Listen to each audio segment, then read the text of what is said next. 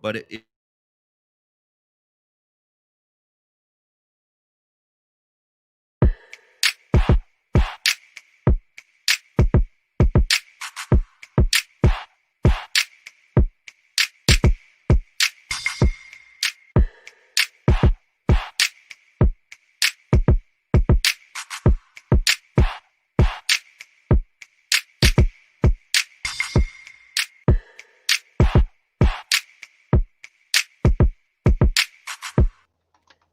good deal, good deal. That is our new intro, y'all. I hope y'all like it. Spent a lot of hours trying to get that thing right, trying to perfect it for y'all. So I hope y'all like it. Badger, what did you think of it? I thought it was pretty cool. Good deal. Good deal. We are actually on our way. We are on our way into 2021. This is our first broadcast of 2021 on the Morning Glow. So I want to welcome everybody and make sure you continue to do the things that you've been doing and share the broadcast, and share the broadcast. We got a great discussion we're going to have this morning. But before we get started, I got to say hello. I got to say hello, Happy New Year, and all those good things to my partners in crime. Badger, good morning. So how you doing this morning? I'm having a beautiful morning. How are y'all? And hopefully everyone else is having a blessed morning as well. Yes, sir. Yes, sir. Or Captain Leonard. rising. Good morning, Raheem. Morning, Glow family. Good morning. Good morning. We are actually up running, and we let me see somebody share the broadcast. Good deal. I'm glad. Thank you for sharing it. I definitely appreciate it. Continue to share. Let everybody know that the Morning Glow is up running, and we are into 2021. Now, let, let me start some trouble. Let me start some trouble this morning. My first bit of trouble for 2021, y'all. My first bit of trouble for 2021. Leonard, you make a resolution. No, Why didn't you make a resolution, brother? I don't have to. Huh? I don't have to. Leonard, why your phone a little low on me? Your phone just a little bit low. Hold on 1 second. I don't have to make a resolution. Man, they say that's the thing that people are supposed to do. Supposed to do. Now. Well, I mean, if you ain't been trying to do what you're supposed to been doing, what's the resolution? I'm Mm-hmm. always trying to be a better person. Mm-hmm. Mm-hmm. Okay. So that's it. I can make a resolution every Thursday if I wanted to. Every Monday. There's a lot of things to work on. You know. Did you say a Monday or a Thursday resolution? A Monday and Thursday resolution. Lord, my Jesus. Go ahead, brother. Now, Badger. I'm just saying you should be doing it. Yeah, exactly. Every day you should. You absolutely right. Strive to be better. Badger, what did you say to that? Badger, did you make a resolution? I'm pretty much on the same line as Leonard is. Mm-hmm.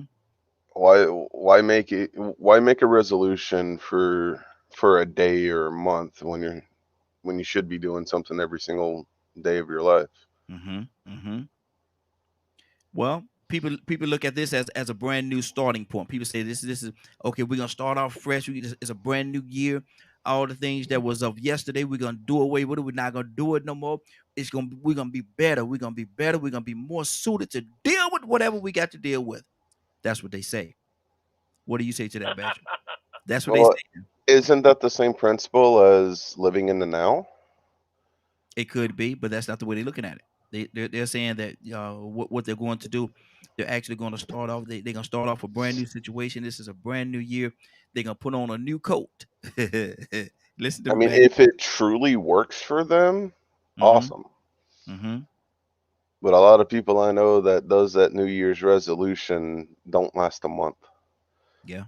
Ask the fitness centers and the gyms, how it work out for them, because like I said in another video that I did, in January, sometime even in February, the applications for memberships in the gym, they're out of the roof, man.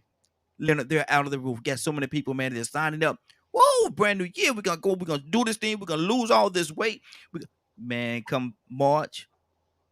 Hey man, I want to cancel that membership. I don't think I'm gonna be needing that, man.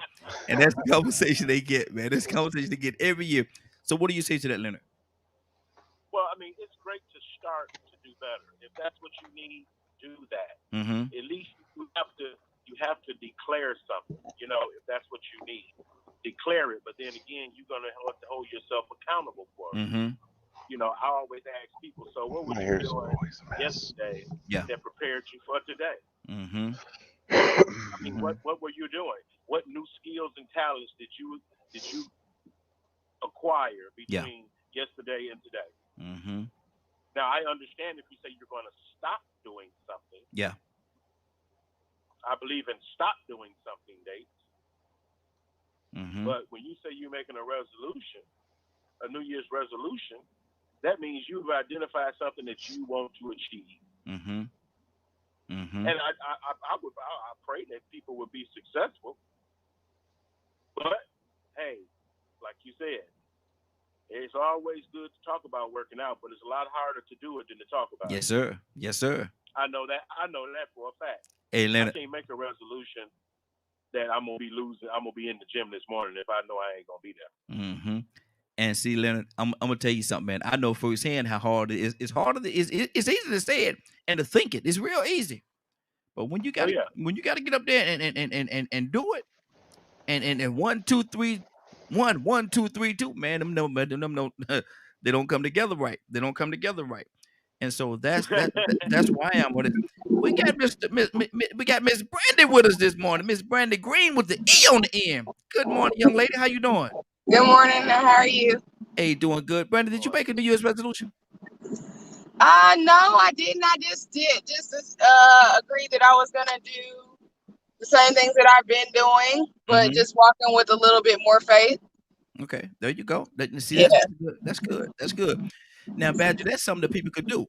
That's doable. Badger, go to your right just a little bit. Go to your right just a little bit, Badger. Other right. There we go. There you This go. way. Okay. Morning, ma'am. Brandon, Badger saying good morning to you. I think Brandon unfroze on us. She got a pose going. She got a pause going. Go ahead, Brandon. I hear you, sister. But let me see. We got a few people here, so I want to go ahead on and jump into this topic that we're talking about today. Because we got a very interesting topic, and I want to hear y'all hard on this thing here. See how y'all feel about this thing. There we go. Let me see. I'm trying to hold on, y'all. Bear with me just one second. I'm trying to get my wits together here. Back at work. Donald Toussaint say back at work. Okay, call in, brother. 678-381-1973. 678-381-1973. The phone lines are open. We'd love to have your conversation. We'd love to have you as a part of what we're talking about this morning. But what we're going to do right now, let me see. Yeah, we got Brandy back. There she go. There she go. I'm gonna kick off the topic, and the topic is this right here. Lions don't turn because small dogs bark. Lions don't turn around and stop what they're doing or pause what they're doing because they hear a small dog barking over in the field or wherever he is. Lions don't do that. A lion is going to stay on task. A lion is going to do what he's supposed to do. A lion is going to make sure that he finish the task at hand. Lions and it's subliminal. A lion's not going to stop because a small dog barks. Brandon, what do you say to that? I agree. You really shouldn't be. There's a reason why your rear view mirror is small, or it's like bigger than your back view mirror. That saying. Yeah. Mm-hmm. It's like whatever's ahead of you is way bigger than what's behind you. So you don't really stop to address small things. Mm-hmm. Mm-hmm. Or small barks at you, or small criticisms, or anything that's probably trying to tell you what you should or should not be doing, and really doesn't have the authority to do so. Exactly. And you have so many, and that's the thing too, and that's one of the things that came to me when the topic came to me the other day. You have there's so many distractions out there when you're trying to do something. There's so many different distractions that's going to try to take you off your course, right? And try to pull you off of what you're trying to do, even though you could be trying to do something good, but there's always something out there that's going to try to pull you off the course, get your vision tainted, and move you from where you're supposed to be. Badger, what do you say to that? Well, to me, it's a matter of perception, because like me and you were talking about a little bit earlier before, sometimes lion needs that smaller creature to bark at them to make sure they're still walking the right path. So to me, it's a matter of perception of the individual of how they view certain things. And I understand what you're saying, but my thing is, when I look at the lion, I see the king of the jungle, the one that actually could take over and change a situation because he wants to change that situation. He's the king. And for him to be king and to be royalty and to see a joker over in the corner telling jokes or doing different things, I don't think, and Badger, I understand what you're saying, but I don't think that a lion would get distracted by small things. I think a lion will keep his vision and go in the way that he's supposed to go. Leonard, what do you say to that? Is the lion gonna stop because a small dog bark? No, not. Mm-hmm. You know, of course, you know, you have these fantastic type of issues and these questions and comments that you come up with. Yes, for, sir. Excuse me, but it's not necessary to do anything. What you doing is gonna keep me from being who I am. Mm-hmm. That's the way I look at it. What if you? I'm great at ignoring people. Mm-hmm. I'm great at that. I can pretend you're not sitting next to me. So you know. But see, Leonard, that's a beautiful quality that you have, that you have, and I've seen you do it. That's a beautiful quality that you have. But my thing is right here. Not everybody have that. Some people are very distracted. If they doing something and a pin drop across the room, they hold attention. They're gonna go to that pin. What was that? And what they was doing at that particular time is going to be distraction, and that could be some of the accomplishment that they're trying to do in their life. You know, a lion could be on this path. A lion could be, and the whole mission here is to let people understand. Coming to you, Badger, is to make sure that people understand, to stay focused on what you're trying to do. This is a brand new year. This is a brand new year, and you have an opportunity in this year to do some outstanding and amazing things. We can't get distracted because a small dog is barking. We can't get pulled off because, Leonard, I know that you know. I mean, like I said again, I've seen you do it. I've seen you be sitting beside somebody and they trying to talk to you, whatever, and you like, yeah, and Raheem, what they said was, and you just continue the conversation that you're having. This person's trying to talk to you, and I saw him trying to talk to you before, but you know, you just continue with where you're going, and so that's a beautiful quality, but not everybody have that, Leonard. I don't think it's much of a quality as much as it is me just being who I am and not allowing people to have so much control over me. Because why would I stop what I'm doing to listen to you? Why? Well, why would I even let anyone affect the mission that I'm on? Yes. I used to be a soldier. Maybe that is it. And so I'm very mission oriented. So you know, now I have a lot of personal mental issues when it comes to focusing on things. I have to work extra hard to do it. But as far as dealing with people, I don't really have a lot of problems. Okay. Because I'm not entertaining no foolishness. And one, it don't take me long to realize I don't like you. Okay, good deal. So we're not gonna struggle back and forth or whatever. If there's an issue we have together, we're gonna address it like adults or what have you. But I'm not worried about what you're saying because it's not gonna stop me from doing what I need to do. Exactly. Badger, you had something on your heart, brother. What's on your heart? Yeah, I'm curious on when you're using the word lion. Are you referring to the male or the female? The male, the king of the jungle. Okay, I think that's where my stuff comes. Okay, so there's to me, the male is not king of the jungle. Because he's not the primary hunter. He's not the one that's taking care of the pride. He might roar occasionally and might occasionally fight, but it's the women of the pride that are actually taking care of everything and standing up and fighting off and all the other stuff.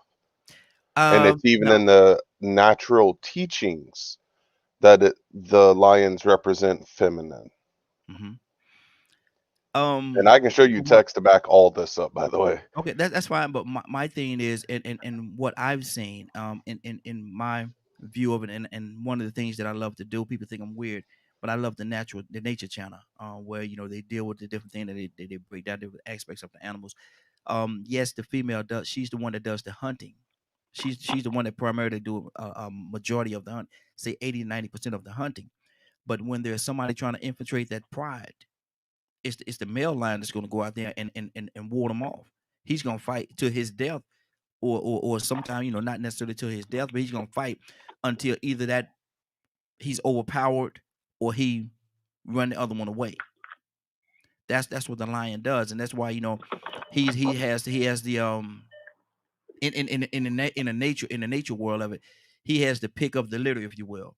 And when it comes time for him mating and making offsprings, he's the one that go out there, and he won't let anyone else in his pride. He won't let anyone else be with any of the other female lions in his pride, because he's the king of the jungle. He's the king of that pride. Go ahead, Badger. I guess it's boiled down to a difference of opinion. Okay.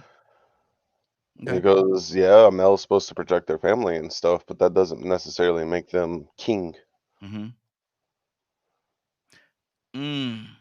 See, and again, you're absolutely right. I think it's a difference of opinion, because my thing is, even if you look at the household on the human side of it, a lot of times there's a lot of ladies that's actually carrying one majority of the hats in the household, but there's a man in the house.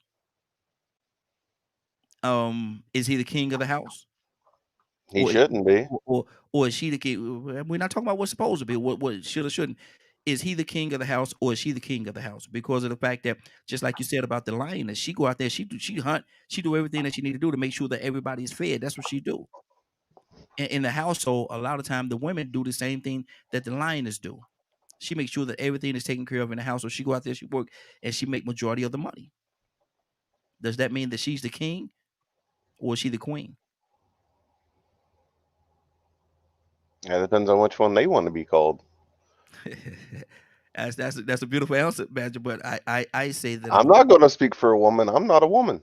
Yeah, but at the same time, you can speak for the breakdown of the family, and you know that the woman is not going And to see, be the the way I live is because the king is the role of a king is a queen is for a woman, a king is for a man. You can't interchange and make it fit the way that you want to fit, and that's one of the issues I think that's in the society right now. People are trying to interchange it and make it fit the way that they want to make it fit. But at the same time, if you deal with the word itself, the word king is for a man and the word queen is for a female. Now, does that mean she's not running the house? Absolutely. Any man know that, if any man is really with a woman and with a strong woman, and you ask him and he tell the truth who run the household, man, if he's honest with himself, she do. But that don't make her the king. She run the household. He just smart enough to understand that she run the household. And if you want to have a happy household, we're going to go to Brandy, because Brandy, I know she got a lot to say on this.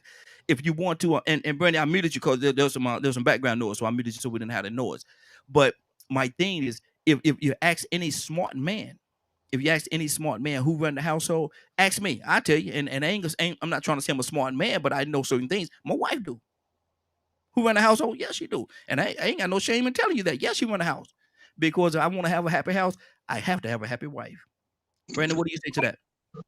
I definitely say that women definitely run the household, but in the whole dynamic and grand scheme of things, we do not want to be addressed as the king of the house. We don't want to be King Bay or anything like that. Like we want to be, totally the queens, kind of like a president, vice president situation where, the man pretty much runs the household. He just consorts with us, and just, talks to it. But most of the time, definitely the woman leads the household. The lioness leads the pride, but it's still a king. Yeah. Still king in the whole dominion. Come on. And see, that's why I'm glad Brandy's here, because she can bring this thing. Badger, you and I, we could go from a man achievement. We could go back and forth with it. But when we bring that woman in there, right, and when you bring that woman in there, she say what she gonna say. We were like, okay, yeah, that what she said. What she said, yeah. You agree? Yes, I do. Leonard, what?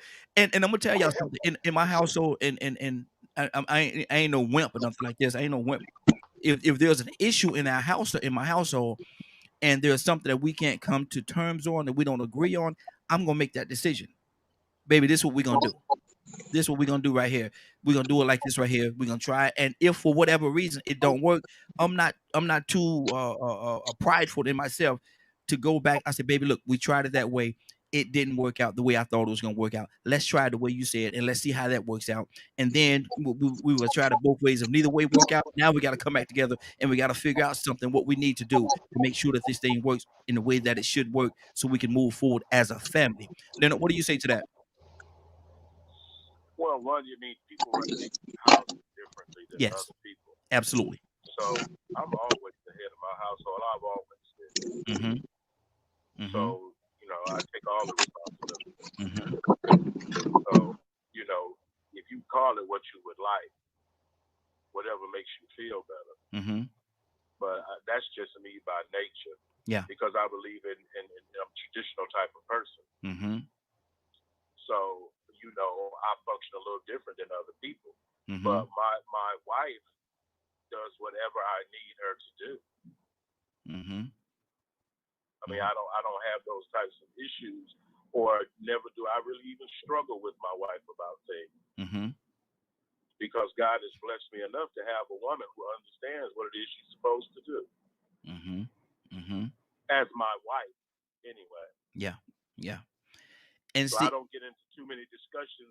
You know, I hear like the debates and things like that, but it's interesting to find out how people even living together at all. Mm-hmm. But then again, that explains the divorce rate and the inability of people to form decent relationships. Mm-hmm. Mm-hmm.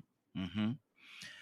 And see, and that's the thing right there. And our topic today is, I want to pretty much stay on topic if we can, but the topic is this right here. Lion is not going to stop because a small dog bark. And this is some of the distractions that we're talking about, because if we're not very careful, that small dog is going to take over, is going to take over all the attention and get us sidetracked to what we're supposed to do, because we'll find ourselves looking at the small dog, or trying to control or work with the small dog. Come on, Leonard. Come on. Hey, ain't number one truth. I'm listening, and I'm laughing because it's funny how you say it. I think I just want to hear more people talk about this, so to help me understand, because I can't imagine, because one, if you making noise or whatever, you don't got on my nerves, I will shake the living crap out of you. Wow. I'm gonna get at you right away, so you know not to mess with ever again, ever. I'm gonna come at you that hard from the beginning. Yeah. 678-381-1973. 678-381-1973. Give us a call. We love to have your input. A lion's not gonna stop because the small dog bark. Badger, talk to me. Oh man, it's such an interesting point of view and word verbiage. And I'm not trying to argue or derail the situation whatsoever.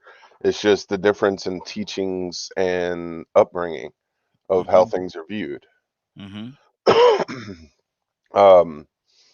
What in essence, instead of using the terminology of lion and small dog, I'm going to approach it from a mentality point of view.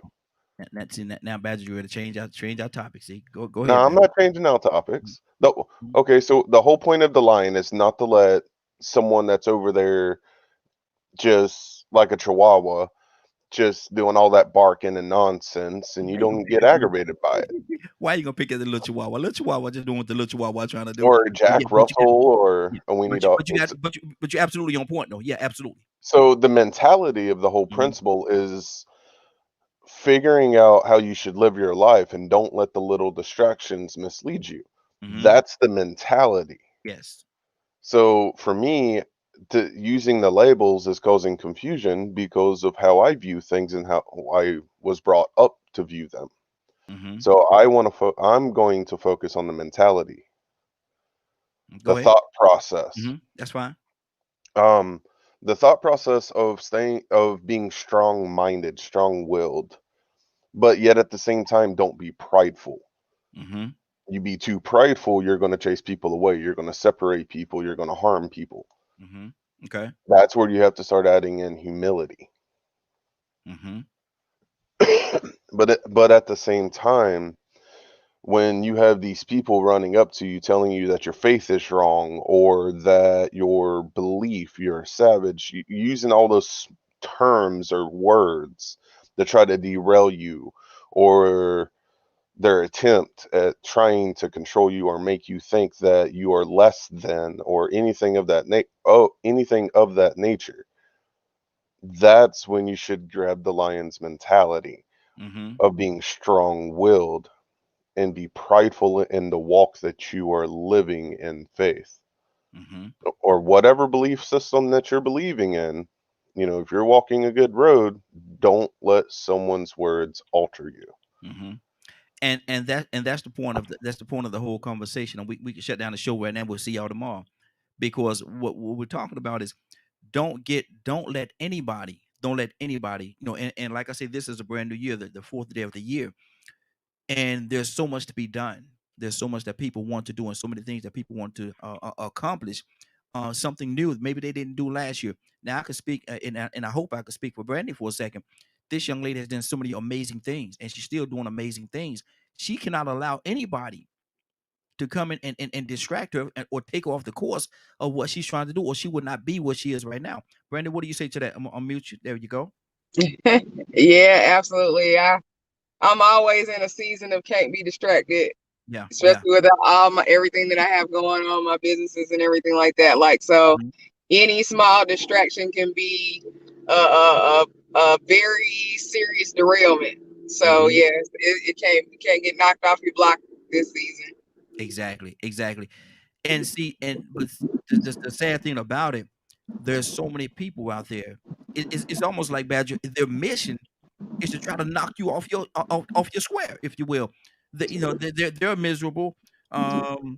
They're miserable, but and I just got a message. I'm going to have to respond to it. They're miserable, and they want misery. They say misery loves company, and because of the fact that misery loves company, they want you to be miserable too. And so they will be that small dog that's barking over there, and you're a lion.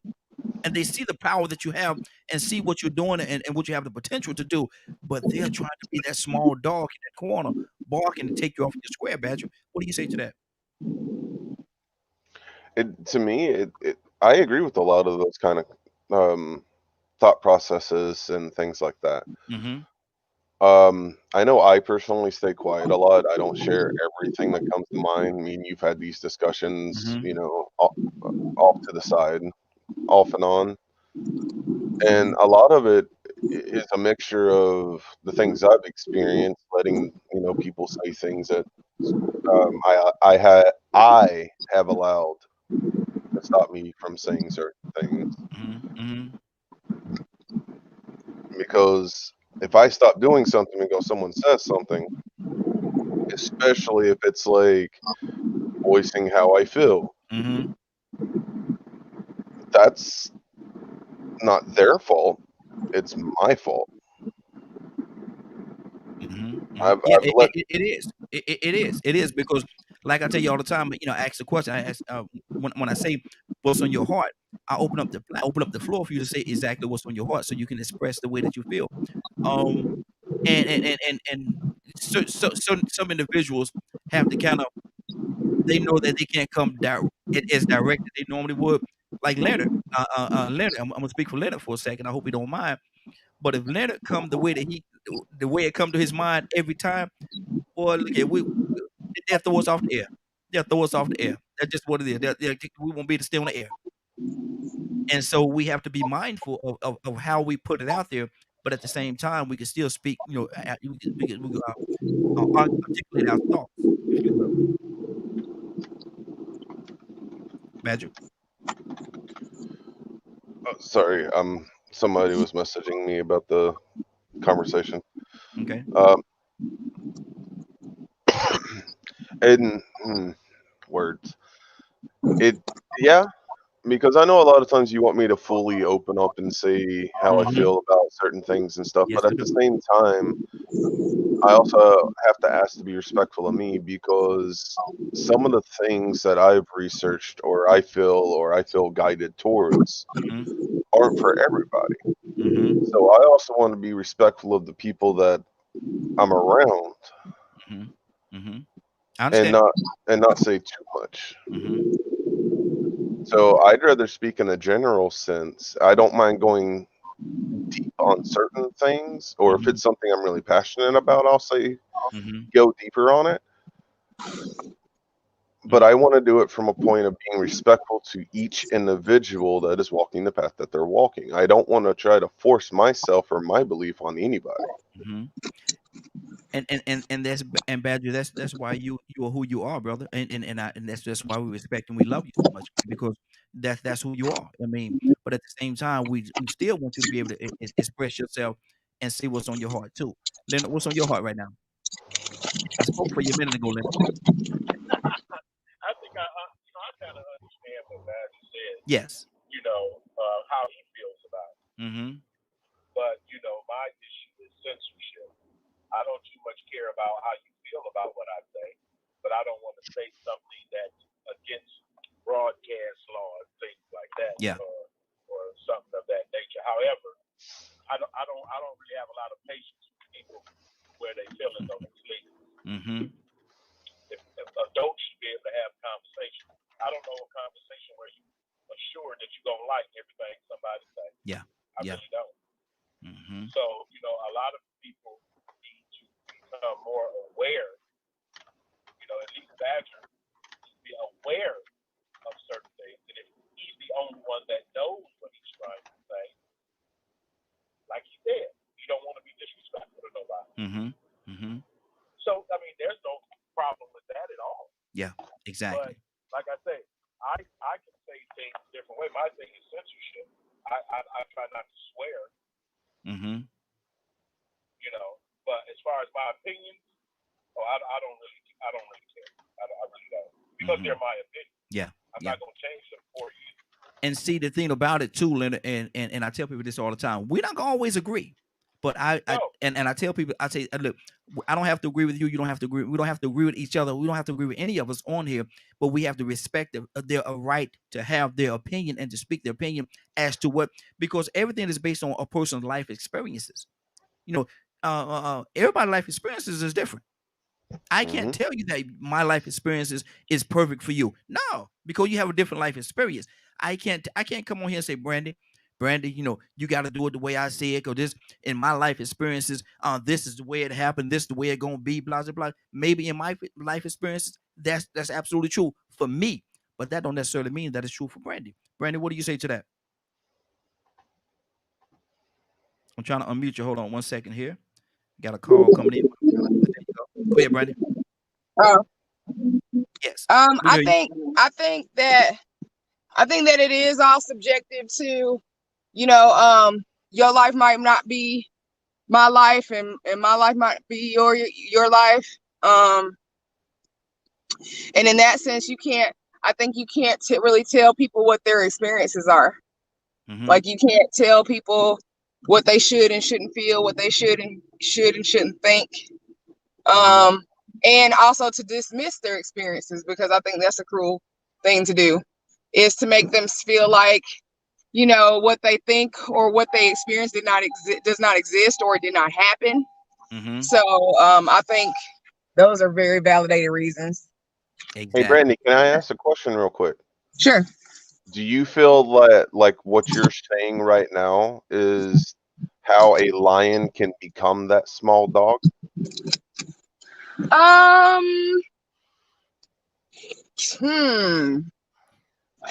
It's possible.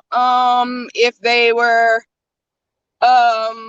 gravitating towards those negative things, I guess. Mm-hmm. Mm-hmm. If they were just, like soaking those things in, Mm-hmm. and shouldn't be. Exactly. They could just be going about their own business and doing what they're supposed to do.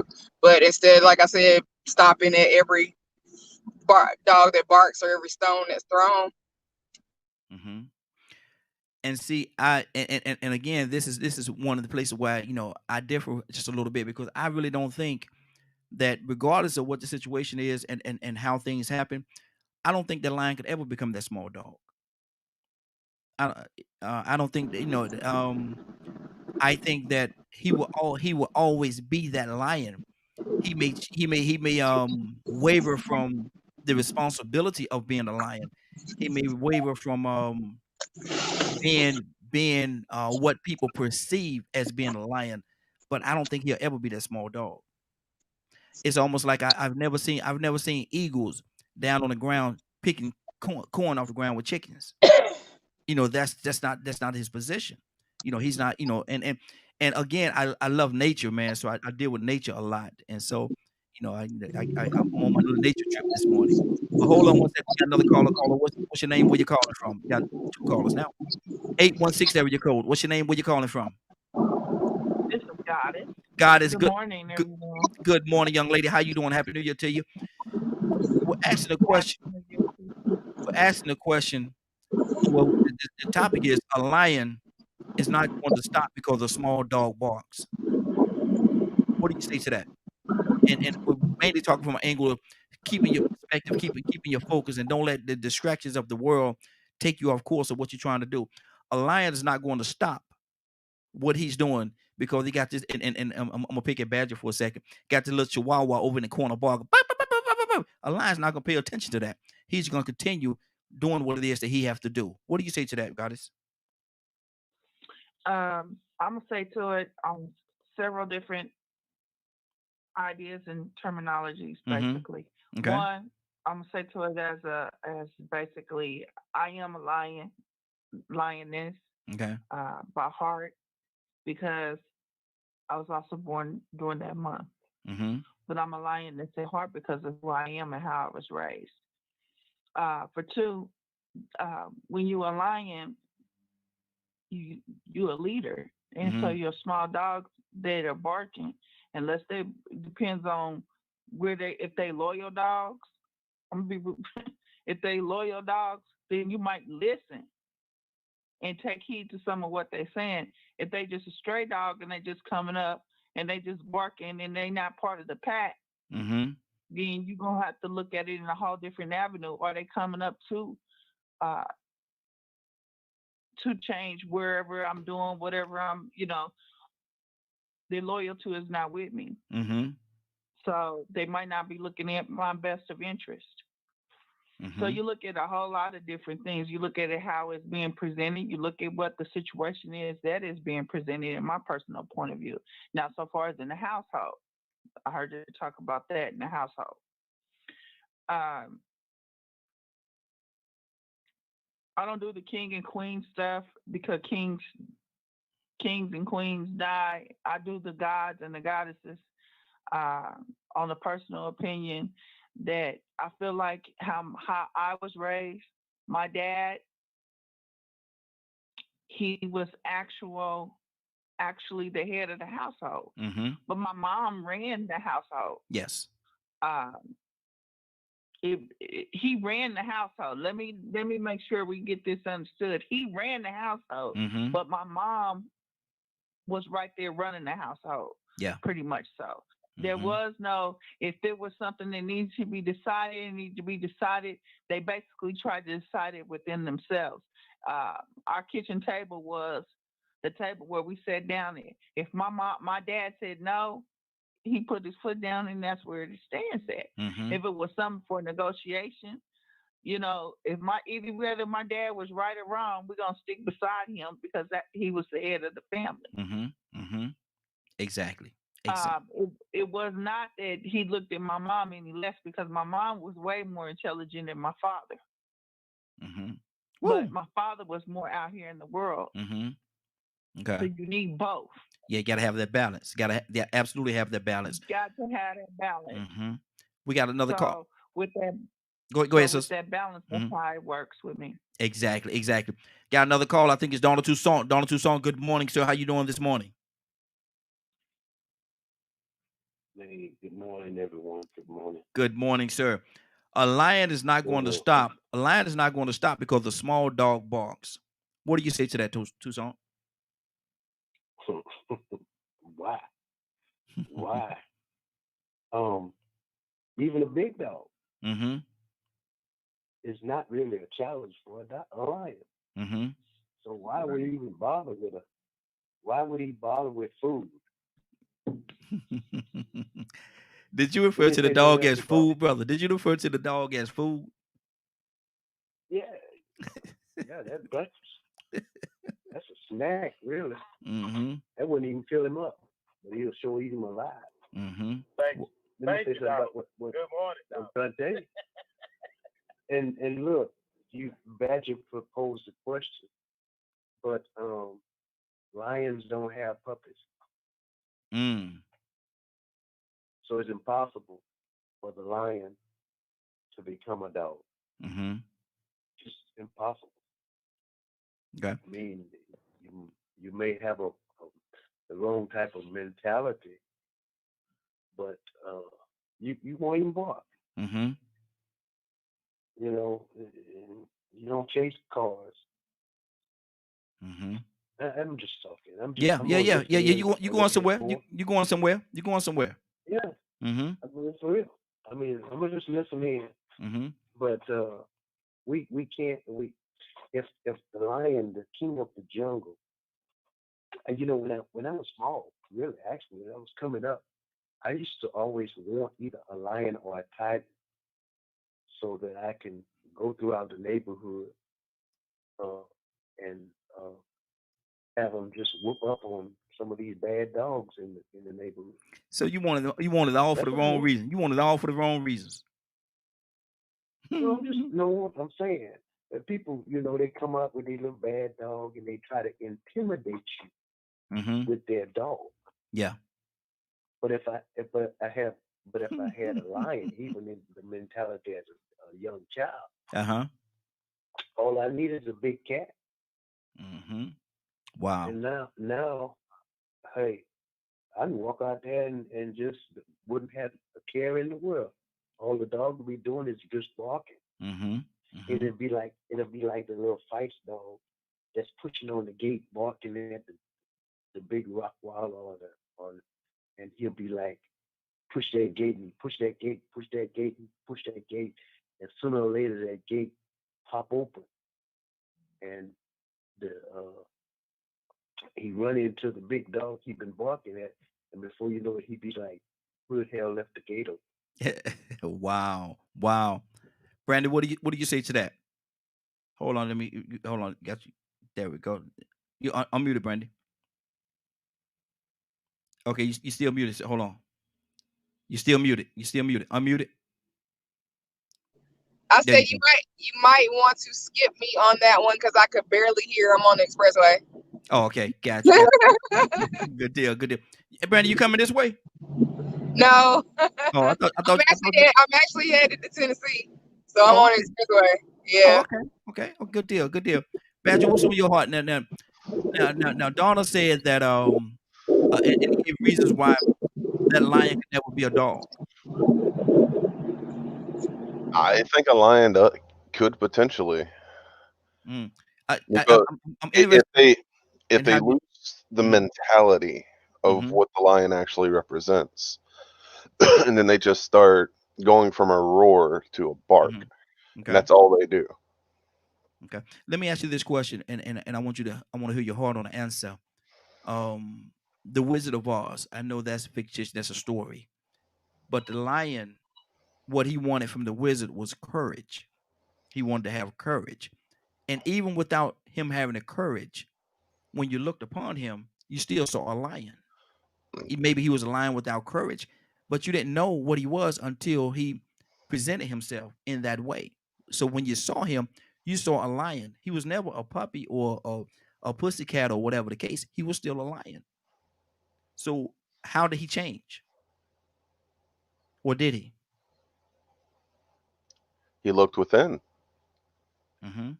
He But was always he was still during that whole time though. Wasn't he still a lion? maybe on the outside, but not on the inside. Mm. They say perception is a big part of person's reality. Like me, I'm not no lion. Mm-hmm. There's a reason I go by Badger. Mm-hmm. Okay. We ain't gonna mess with that, man. We're gonna change the whole course. We ain't gonna mess with that. We ain't gonna mess with that. But my thing is, even though he didn't have courage, and he had to go to the wizard to try to find the courage that he needed. That didn't change the fact that he was still a lion. Correct? Maybe he was a lion without courage. Maybe somebody said they think Brandy is sleepy. Brandy, are you sleepy? Okay. She said she on the road. Yeah, I'm on the road. So, yeah, I am. So this repetitive just movement is gonna make me sleepy. So I'm sorry. Oh, okay. Hey, get you some coffee or something, man. You don't want to go to sleep. How I far? know I got tea. Huh? I got tea. Okay. But Badger, he's still regardless of what it is, he's still a lion though. Like I say, he may be a lion without that courage, but that don't change the fact that he is a lion. Judging a book by its cover. Now I'm looking at this animal and I'm seeing a lion.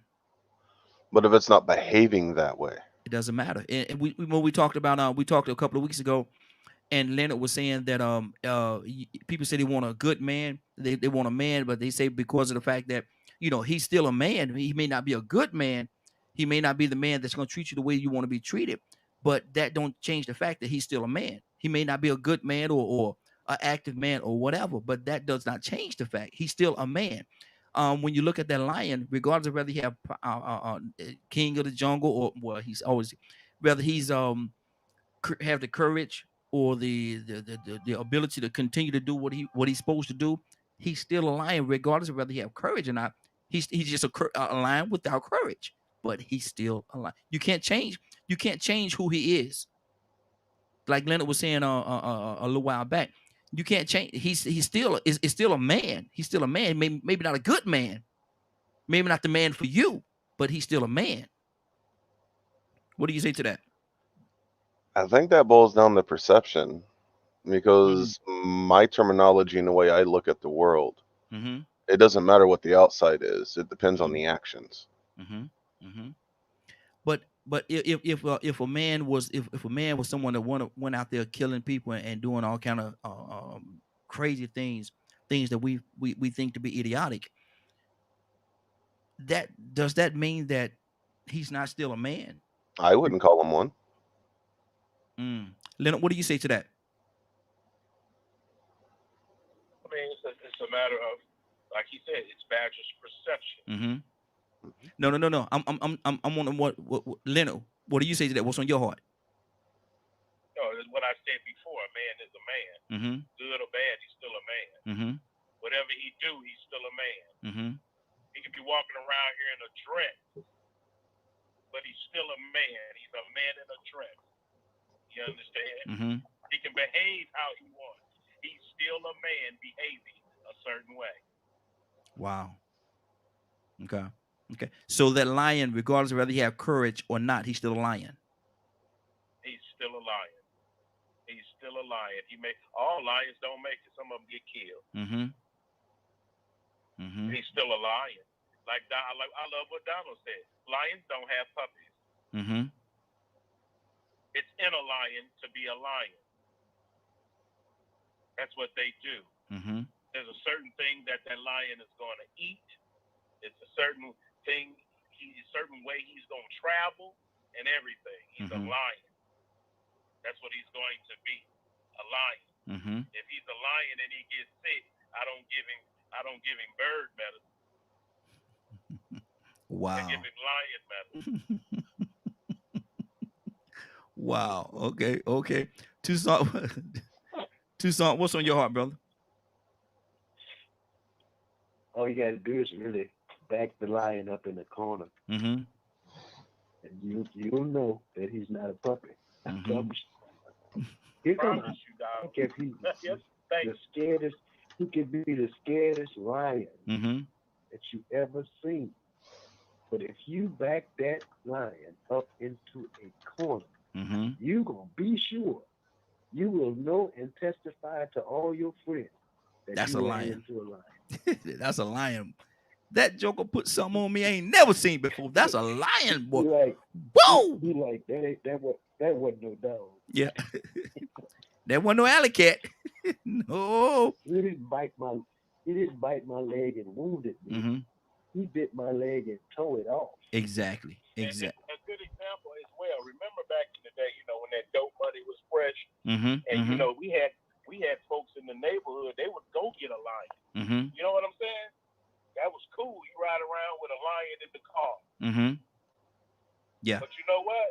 They had to go and take that lion back to where they got it from. Exactly. Because they realized that wasn't no house cat. Mm-hmm. Exactly. And it didn't take long to realize it. That's so. Oh no. It didn't take real long to realize when he wouldn't let you hold it no more. When you realized that he could kill everybody in the car, he was still a little lion then. Mm-hmm. Exactly. Let me go to Goddess. Goddess, what's on your heart? Oh, nothing. I'm just sitting back listening, and he just spoke on it, and it's some true stuff. Good deal. Lions grow up, and when we roar, and it is what it is. But I like what Donald Toussaint said. Basically, that a lion's just not going to. I mean, you guys, what was it? He said something about the dogs and be at heart as with the lion. And you see some small dogs that have the heart of the lion. Yeah. And I've had one that his heart was loyal. Like that's why I brought in loyalty, and which makes loyalty a little bit of everything. So, but you'll distinguish those by their heart. You'll distinguish them by their heart. But lions are also too prideful. I heard somebody else speak of that as well. Pride to take you great places, but also it'll take you wrong places too, and help you make wrong decisions. Yeah, exactly. And Badger spoke on that earlier about the prideful thing. Rico, good morning, happy New Year to you, sir. Man, happy New Year and grand rising to everybody. Good deal, good grand rising, brother. We're talking about a lion, and isn't it just a lion is not going to stop because a small dog barks. A lion is not going to stop because a small dog barks. And again, I'm gonna pick in a Badger. That little chihuahua over there in that corner. A lion is walking by, he ain't even gonna pay that no attention. And so we're talking about staying focused and being direct as to what you're trying to do and what you're trying to accomplish. Don't get sidetracked by the distractions that life going to send to you. So a lion is not going to stop because a small dog bark. Rico, what do you say to that? Yeah, that's true. Since you took it back in that direction, yeah, that's true. Yeah, what you were talking about is the characteristics of the mental behavior of a lion, to stay focused and to keep moving forward, to not let small things distract them, or to not entertain small things. But then I heard where it started going a second ago before I got on, and you took it back to that about being a man and what a lion is supposed to be. And it all goes back to stereotypes. In our community, we have an idea what a man is supposed to be, and then what a real brother is supposed to be. Or you ain't no brother if you don't do this or that, or you ain't no real black man. And I've heard things during toxic masculinity when I was coming up that I was told that I needed to do in my community, in the streets, that I wasn't a real man if I didn't do this and that. Sowing my oats and certain different things, you know what I'm saying? And so that was a perception, we look at words that we use to describe what a man is supposed to be, and then we think about the stereotypes that go along with it. We say a black man is supposed to be this and that, but then you got white men that say a black man is this and that. Two different stereotypes, So now here we look at this lion. We say a lion or a man ain't a man because he don't do certain things. Well, what about that penis he peed out of? It didn't go nowhere. Maybe he's not courageous. Maybe he's not brave. But who put those characteristics on a person to say that's really what dictates whether they are physically a man or physically a lion? See, that lion might take butt whoopings all through the jungle. He might not team up with other male lions and start their own pride and go take over another one. He might take whoopings his whole life, but he's still a lion. He's just a loser. Yeah. You get what I'm saying? He just soft. He ain't got a group of brothers or friends to help him fight. He's not a warrior. That maybe he can fight enough to defend himself or protect himself, but he still just isn't that fighter. But he's still a lion. He can still roar. He can still go create cubs, and those lion cubs may end up being more of a warrior than he was. Yeah, exactly. You get what I'm saying? But he's still a lion. He ain't gonna go in there. He's not gonna go in there and impregnate a lioness and come out with an antelope. Mm-hmm. You get what I'm saying? He coming out with more lion cubs. And so it's a matter of what. Courage. And I hope they got a little more courage than what he had. Exactly. So I mean, who determines or who gave people the right to determine what a man is when you could physically see that a man is a man just by his character, his physical organs? Exactly. Brandon, what do you say to that? What's on your heart, sis? I say, yeah. We hear you. I was just listening to what he was saying.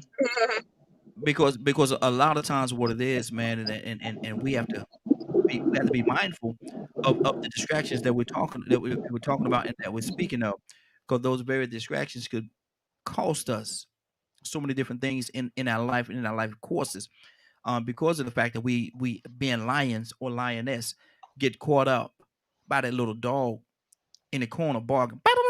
We get caught up and we get distracted from that, and we curve ourselves and start going in a direction that is not predetermined to where we need to be.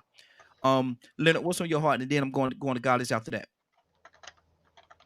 Like I say, I want some folks to really come with different opinions, because this makes a lot of difference on how people interact with others and how they perceive others. And we talking about being lions, but I want some of these dogs to call in. Come on. Now, are they going to? Do you think they're really going to expose themselves as being a little puppy in the corner, or distractions? Hopefully, this broadcast will help them. Yeah. Hopefully it would, because you have some people that enjoy doing that. And that's their whole thing. Yeah. To cause confusion and just making noise or what have you. And then you always have an issue with that individual, or since we're talking about people, you always have an individual sometimes that wants some attention. And then this is why they barking, because they want some attention. Now, sometimes if a lion gives a dog an attention, he'll stop barking. Yeah. And it might not be the attention that he wants. Like I said, like I tell people, you don't really want my undivided attention. Because once I'm focused on you or what have you, it makes me stronger. I have a problem with doing one thing, but if I center my attention on something and put all my energy into it, that's going to sometimes be overbearing for a lot of people. And I'm gonna tell you something, Leonard. I told the story before, and I'm not gonna say which one of my daughters it is, because I'm not gonna embarrass them. But one of my daughters always wanted to be the center of attention, and we would have people over, and she would always want to be the center of attention. So one day, and if she's listening, she's probably listening. One day, we had a group of people. We was having a gathering at the house, and I stood in the middle. I said, "Hold on, everybody, hold on for a minute, hold on, everybody, hold on." Everybody looked at me, and I called her to the front. I said, "Come here. She want y'all to see her. She got something to say." That broke that little wanting to be that little all the time in the room, because now you know that, okay, when you're doing that, I got something for that too. Come on up here. You want to be seen? Let you be seen. And she said it embarrassed her, but it taught her something. It taught her something. You don't always have to be. You don't always have to be the center of attention. You don't always have to be that. Calm down. You don't always have to do that. Goddess, what's on your heart?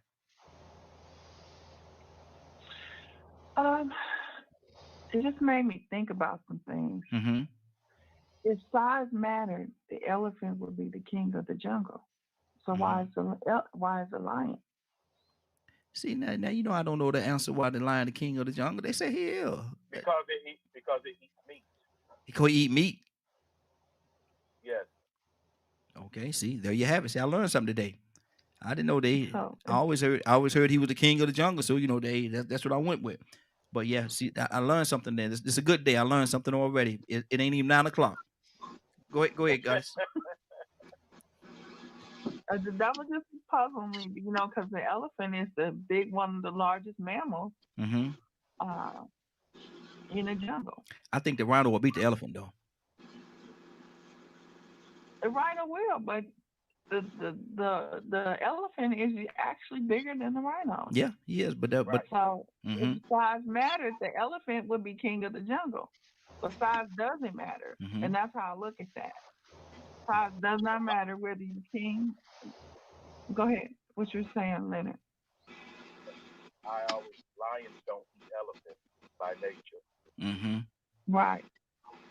Lions actually will eat elephants if they have nothing else. Mm-hmm. And Peace Dog said, why are elephants afraid of mice? Let me put that on the screen. He said, why are elephants afraid of mice? Rico, answer that question. Why are elephants afraid of mice, brother? I have no clue. I know elephants are so smart. They may be more worried about the disease and bacteria that they carry, so they just like to run them off. And elephants' nature isn't really to kill like lions kill. Lions kill and they're savage, but elephants, they protect, save. If you ever notice, sometimes lions may come to the defense or kill or the prey of a lion and run all those lions or jaguars off, all the big cats. So, hippo, they give hippos the blues, especially in groups, buffaloes, rhinos, they give rhinos the blues. So, they're not meat eaters. Yeah. You get what I'm saying? So, I think, with the mice, with them being afraid of the mice, instead of them killing the mice and stomping it out like they could, they preserve life. If you ever notice, I've seen elephants save people. The elephant wasn't trained to do it. It just did it out of nature. It saw something needing to be rescued. So you see it in the wild all the time, that the elephant pretty much carries on the characteristics of Mother Earth. Then it's about protecting the pride, protecting the community of elephants, and protecting the other animals in the wild. And most of the time when you see it being violent, is in defense of another animal or its own young. So I think we could really take a lot from the mindset of an elephant. Yeah. Because it's like with us killing mosquitoes and bugs and flies and stuff like that, we could easily do that, but some people don't believe in taking life. I think elephants have an innate sense to protect life than to take life. Yeah, exactly. I think it's just a natural behavior that they have to not want to take life and preserve life and try to avoid death. And see, that's amazing. An elephant, most of your massive animals, elephants and stuff like that, man, they only eat grass and By the way, go ahead, Badger. I actually Googled this. Mm-hmm. And it said according to an encyclopedia, it's actually because they are a mammal. Most mammals have brains that are programmed to jump back or be startled by critters that scurry by in a hurry. Yeah, okay. It's because the mice run around so quick.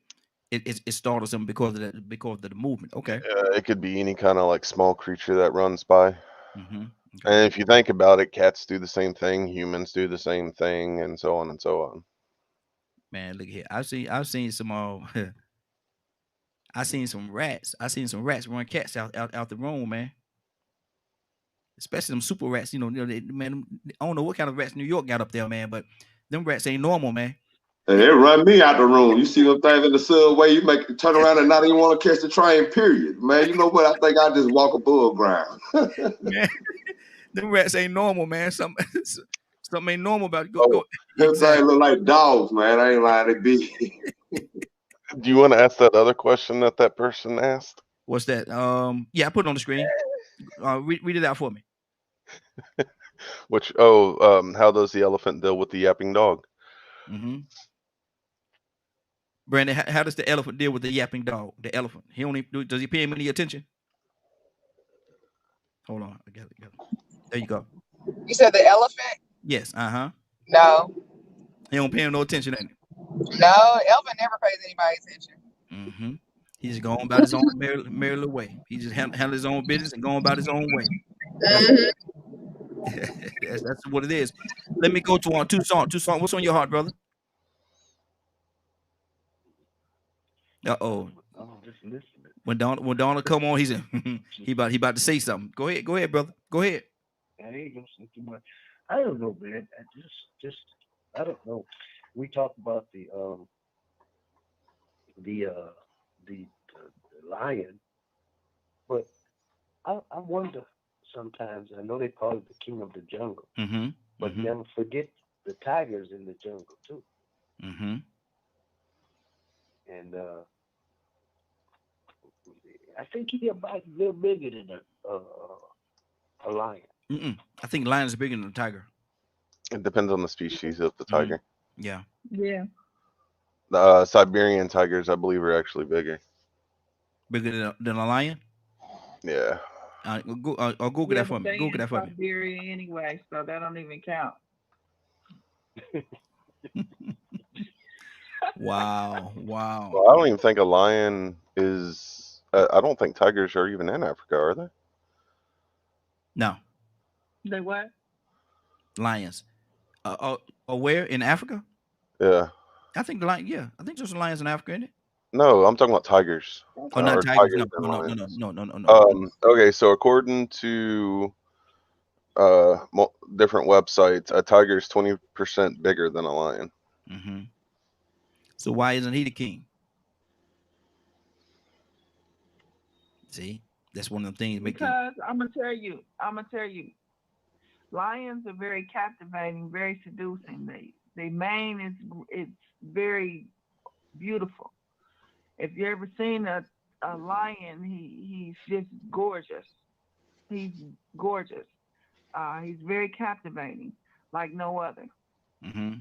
Okay. When you see them play together with his mate, their love is it looks very loving and like no other.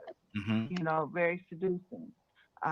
They observing that spotlight that they're in. Their mouths can be very deadly, you know, because they are a weapon as well. But they use that same mouth to love. If you see how when they carry their cubs until they're able to, they know how to do the gentleness. Not saying that the other ones don't, but it seems like lions are thinkers and plotters. I guess that's why they are the king. But they can also be generous too, because I've also seen how Africans are walking down the road with lions, and they don't have them on a leash. They don't have them in none of that. So that spirit, they feel that spirit. Some lions will attack you. Some lions won't. You know what I'm saying? So they have that spirit of unknowing. I don't know. They have a natural beauty and natural soul. I think that's what lions are about. Okay. Isn't their mane considered or looked at as the rising sun? Yeah, I've heard it said that too. Yeah, absolutely. We got another caller. Caller, what's your name? Where you calling from? Caller, what's your name? Where you calling from? Kurt, I think that's you. Hey, what's up, man? What's going on? Happy New Year to you, brother. Happy New Year, family. Good deal. We're asking a question. Well, we're saying, making a comment that a lion is not going to stop because a small dog barks. A lion is not going to stop because the small dog barks. If he's going where he's going, and we're talking about getting distracted and not being distracted, this being a new year, we're talking about keeping your focus. Don't let the sideline distractions pull you off course of what you're trying to do. So a lion is not going to stop because the small dog bark. What do you say to that, Curtis? Yeah, we ain't done yet. The work is not complete. We ain't done yet. Yeah. We ain't done yet, so don't stop. We ain't done yet. Real gratification has not arrived yet. It's not arrived. It's, we have to understand. Just like the lion. Hey, Kurt, are you talking directly into your phone, brother? No, I'm not. I'm at work right here. Okay, go ahead. Just like the lion can be the hunter the lion can also be the hunted. And lions are supposed to know when a trap is being laid out there for them. That's how, for years, I think they just killed like that lion that was considered the lion of all lions. They just kill him after almost 40, 50 years. But see, he understood and he knew when traps was being laid out for him. Even if that meant them giving him 10 gazelles to bait him in. You understand?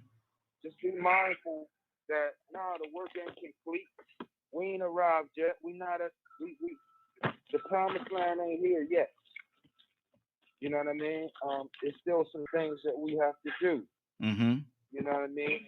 Lions, you know, it's some things that we have to do to not only protect but to create our pride. So, you know, it's still work to do, brother. Absolutely. You know Absolutely. Still work to do. Rico, what's on your heart, brother? Badger coming to you next. I think the key thing about the lion and tiger thing is lions operate in a pride system, community. The tigers are solitary. Both cats are territorial, but the lion can depend on the entire pride coming together for a single cause. They work in a group effort. That's what makes the lion so dominant. When you see them hunt, you see 5 or 6 of them out there together for one kill. Yeah. And they coordinate together. They don't just have one go off and get this one and one go off and get that one. Sometimes you do see them do that, but there are always others already sort of zoned in on the same kills that the other ones are. They know which one are the most vulnerable. They train. You know what I'm saying? They're programmed and trained to know how to hunt together. Yes.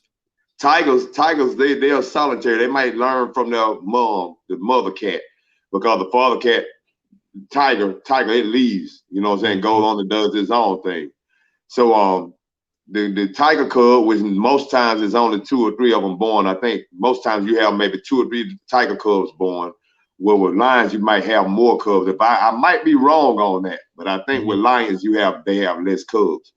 But they definitely are solitary, you know. So even though I didn't know we was gonna go on this wildlife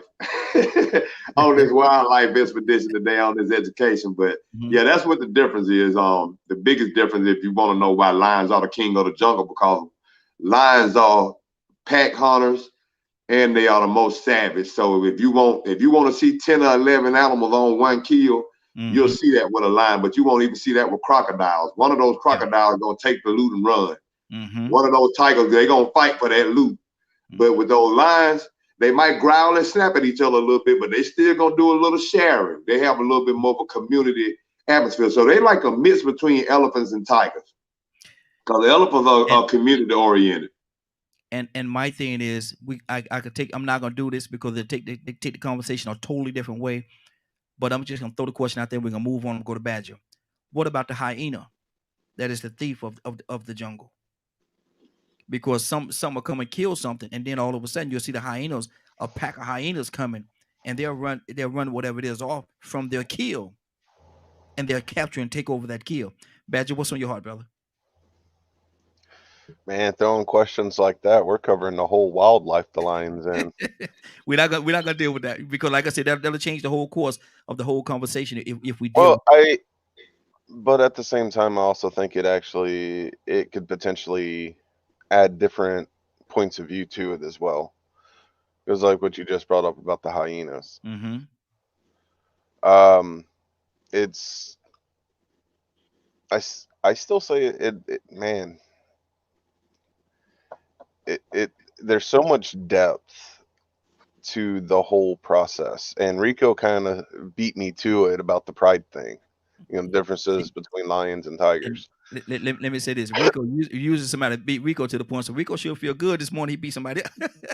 Go ahead, man. Because like with the whole concept of the pride, it also is like here in America, it would be like a wolf pack. You know, but over there, it's the hierarchy of the lions and everything else. Mm-hmm.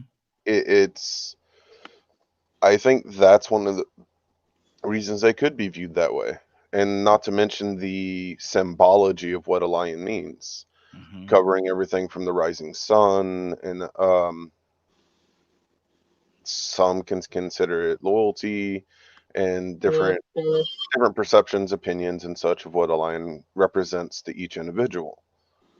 But unfortunately, like I said earlier, I'm not a lion, I'm a badger. Mm-hmm. And Oh, there's a we're lot not of gonna do reasons that. We're why I not gonna say do that. I know, we already talked about that. We're not going to go there. that. Because that's a whole, and we have to have the conversation. We definitely have to have the conversation because that brings a whole different perspective on this conversation as well. It takes it to a different place. Let me go to Brandy. Let me see. I might have to unmute. Do I mute you? There you go. Brandy, a lot of times the lionists are the ones that actually go out there and they make the kills. They track the animals down, they kill the animals, and they the animal, bring them back home to the cubs or whatever the case. That's what the lionists do. Right. Do women do the same thing? Can women work together that closely? Yes and Uh-oh. no. Yes and no, as far as yes, we should. Mhm. Does it go on? Yes. But then you do have a demographic of women that are very catty and can't work along with others. Mhm. As far as a main objective to come together as one for or Mhm. main goal. A lot of some women have a problem with that, and some of them kind of disguise it as far as like in women empowerment groups and brunches and stuff, and disguising underneath all of those things. We have those discussions about that on Facebook all the time. Mhm. But should they come together? Yeah, absolutely. I actually had made a mention of that not too long ago. Was like, okay, if all of these women or these single women are kind of struggling with kids and stuff like that, why don't women get together and get their, I do a credit thing.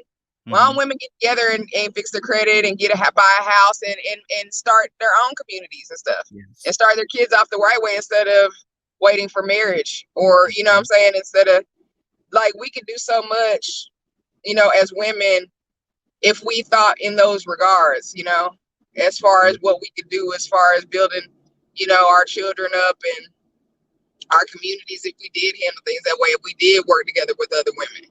Mhm. But I don't know why we don't think about that first. We always think about, trying to get it together with the guys first. Mhm. Wow. Wow. So Good deal. Good deal. Rico, what about men? Can men do the same thing? Can we get together and be positive and work together in unity? Well, we should. I mean, like I said, if you look at the Pride of Lions and you look at the community of elephants, we should. The men work together and the women work together. Mm-hmm. They all have certain roles. The men go out and they they sort of lazy, but they make sure that they protect the pride from other male lions that may want to come and take over. Because when those other male lions come to take over, they killing all the young. Yep. Anything that they got their DNA in it, they slaughtering it. Yep. And the lionesses is gonna fight.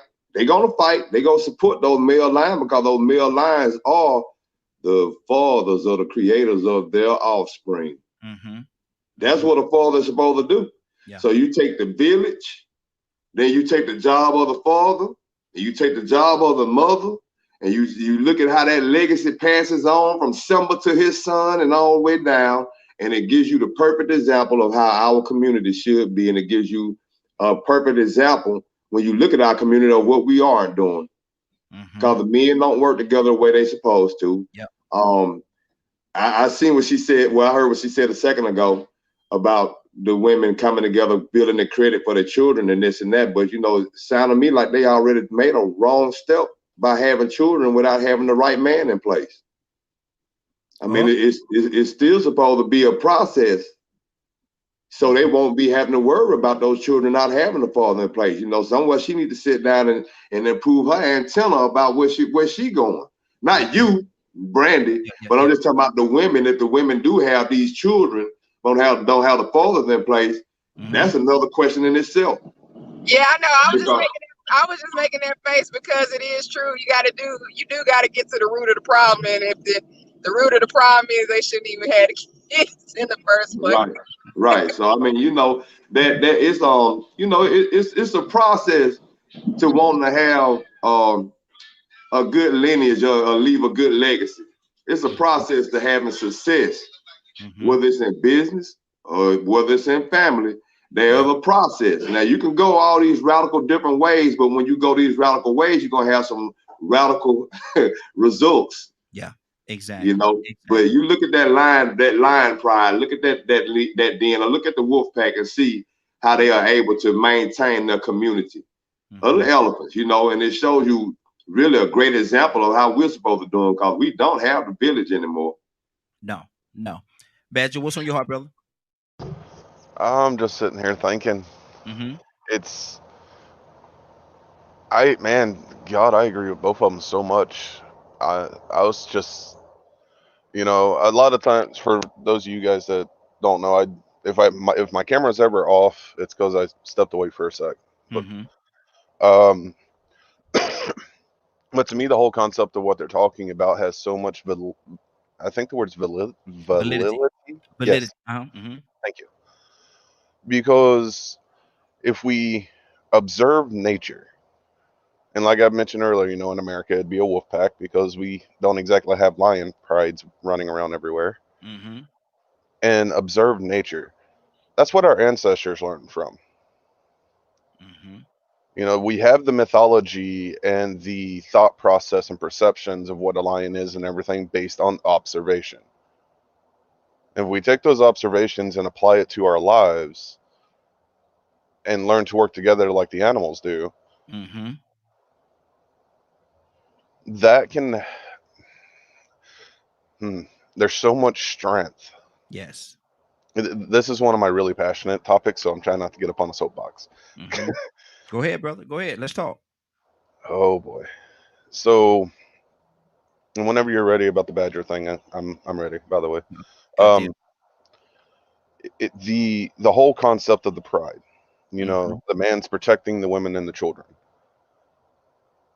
But there are observations that think that the man is better. The male is superior, and so on and so on. Well, what's to say he's going to be able to eat food if the women don't go get it?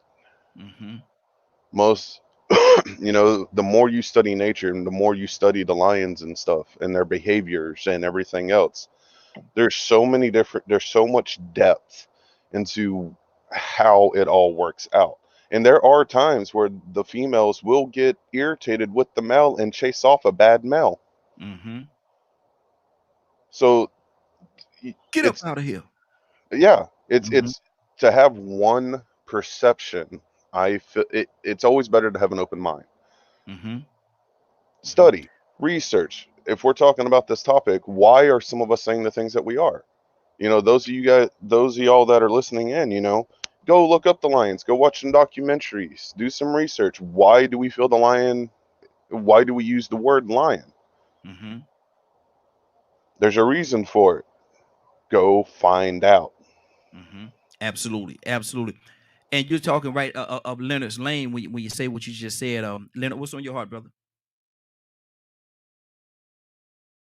I think we have to be very careful with all this anthropomorphism. That's the big word for it. That's the word of the day. Say that word again, Leonard. Anthropomorphism. That's the word of the day. Go ahead, brother. I love animals. I used to do that for a living. I used to be a veterinary technician in the military, treat privately owned animals, military working dogs, some rare animals and things like that. However, I'm a man. You have to remember, you're men. You're not animals. Yes. So everything ain't gonna line up right. It ain't supposed to. It's about being a predator or not. That's a huge difference. And it's great to be that aware and be able to watch documentaries and all these things and learn about animals but you'll never be an animal, and an animal will never be you. Mm-hmm. Now, you may possess the strength of a lion, or you may possess the industrial behavior of an ant, Mm-hmm. but you're not an ant. Animals ain't sitting around thinking about God and praying. Animals are not thinking about the things that you're thinking about. Lions are lions because that's how they're made. A human being can choose any path they would like. A lion has to be a lion. Mm-hmm. You're not even bound by that type of thing. So how you react in all these things, yes, you may exhibit the courage of a lion, but do understand you're more than a lion. Mm-hmm. Mm-hmm. It's good. You know, it's the behavior that you want to represent. Because one, guess what? Animals didn't teach human beings how to use fire. Mm-hmm. Animals have no need for wheels. They don't really make wheels very much Mm-hmm. to do the type of work that they have. A lion is the same lion throughout its life. The only Unchanging. thing it pays attention to is what it learns to fear certain things like men. Mm-hmm. Mm-hmm. So we have to be very careful. It's great to use animals as examples, but you're not an animal, and that animal is not you. Mm-hmm. That's good. That's good. Goddess, what's on your heart? I was just intaking what he was saying. Mm-hmm. And I was intaking what Badger was saying because we kind of talk about the women being really the head of the household. Me and Badger's basically, well, not the head of the household, but just women being in position what they are, and how it's looked at in the Indian culture as opposed to other cultures, Mm-hmm. because we birth men. And if anybody's into the Bible, the woman, I can't think of her name, but it was a woman that was first discovered before Adam and Eve. Lilith, that's what I'm Lily. believing was in the Bible. Lily. Mm-hmm. Lilith was was the first woman. So I don't know if it's just allegories or how you want to put it, but you know, if Lilith was the first woman, then she bore man Mm-hmm. in order to have men. Mm-hmm. I think that's where some of our Eve gene, our mitochondrial gene is, and they make us like the Eve goddess gene. And I think that we're born due to certain, I don't know if men put it where you're a Leo, Scorpio, whatever, due to your personality trait, and what it's more or less looked at. But I've always looked into who I was when I was born. I know it was a certain date. God made me that date, you know. And a Leo woman, I look at it on that behalf. And a lot of it comes true. Not that I make it true, not because I read it like that, but I look at certain things that characterize me. Mm-hmm. Because of the date of my birth. And if you look at the Leo woman, she is the best. I say that she is the best of both worlds in certain people's eyes. She's independent. She's focused. She's ambitious. She's on queenly status. She's also a boss. She can handle her own. She has an alpha, as they would come, an alpha personality is what I would say. Mm-hmm. But at the same time, she knows where to draw the line and be a woman. She's had a soft, submissive side with her as a heart of gold. She also can be affectionate. She can be passionate and extremely sexual. Mm-hmm. She knows how to take care of a man. She's spiritually selfless and understands the definition of unconditional love. But she is what is best of both worlds. But one thing about a Leo, in every aspect, in the man as well as a woman, is they don't play for disrespect. They don't play dishonest. Hey, They Goddess, don't play Goddess, disloyal. Goddess, They don't play Goddess, sticking around. So I'm Goddess, right here. Goddess. We done open up. I ain't know we had a dating service going on here. I'm just saying. I think we just sound like we done got a. I'll get past it. I don't get mad at me because I get past it. I'm just saying it sound like cancer. And my name is Larry. I like a woman who loves everything and everybody. Wait a minute, hold on. We don't want to float on. What the world we go? Leonard, where did we just go to, Leonard? What just happened? Well, I was enjoying it. Float I was on. enjoying. You know why I was enjoying what Goddess was saying? Why is that? I was enjoying what Goddess was saying because my wife is a Leo. So, look, I came to the wrong one. See now he about. I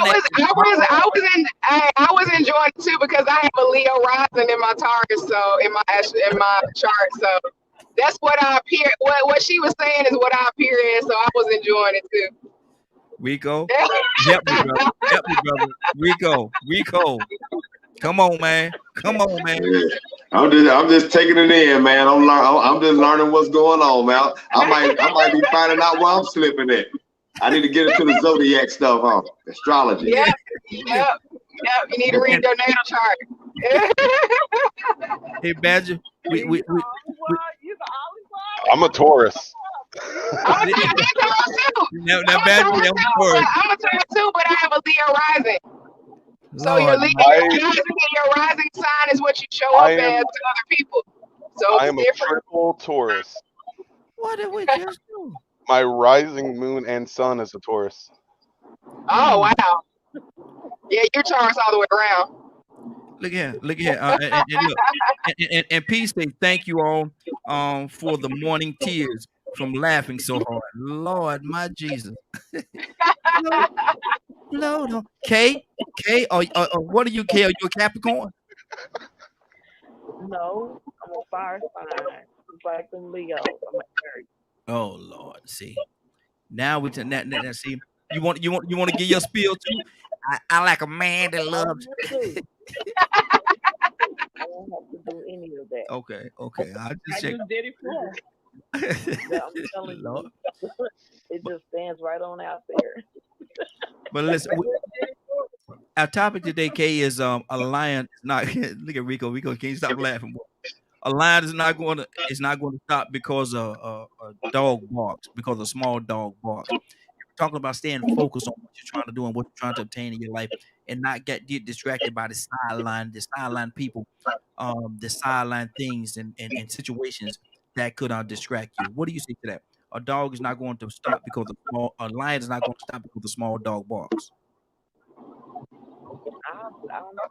That'll be me. I'm not gonna stop because nobody else, whatever they got going on, they have it going on.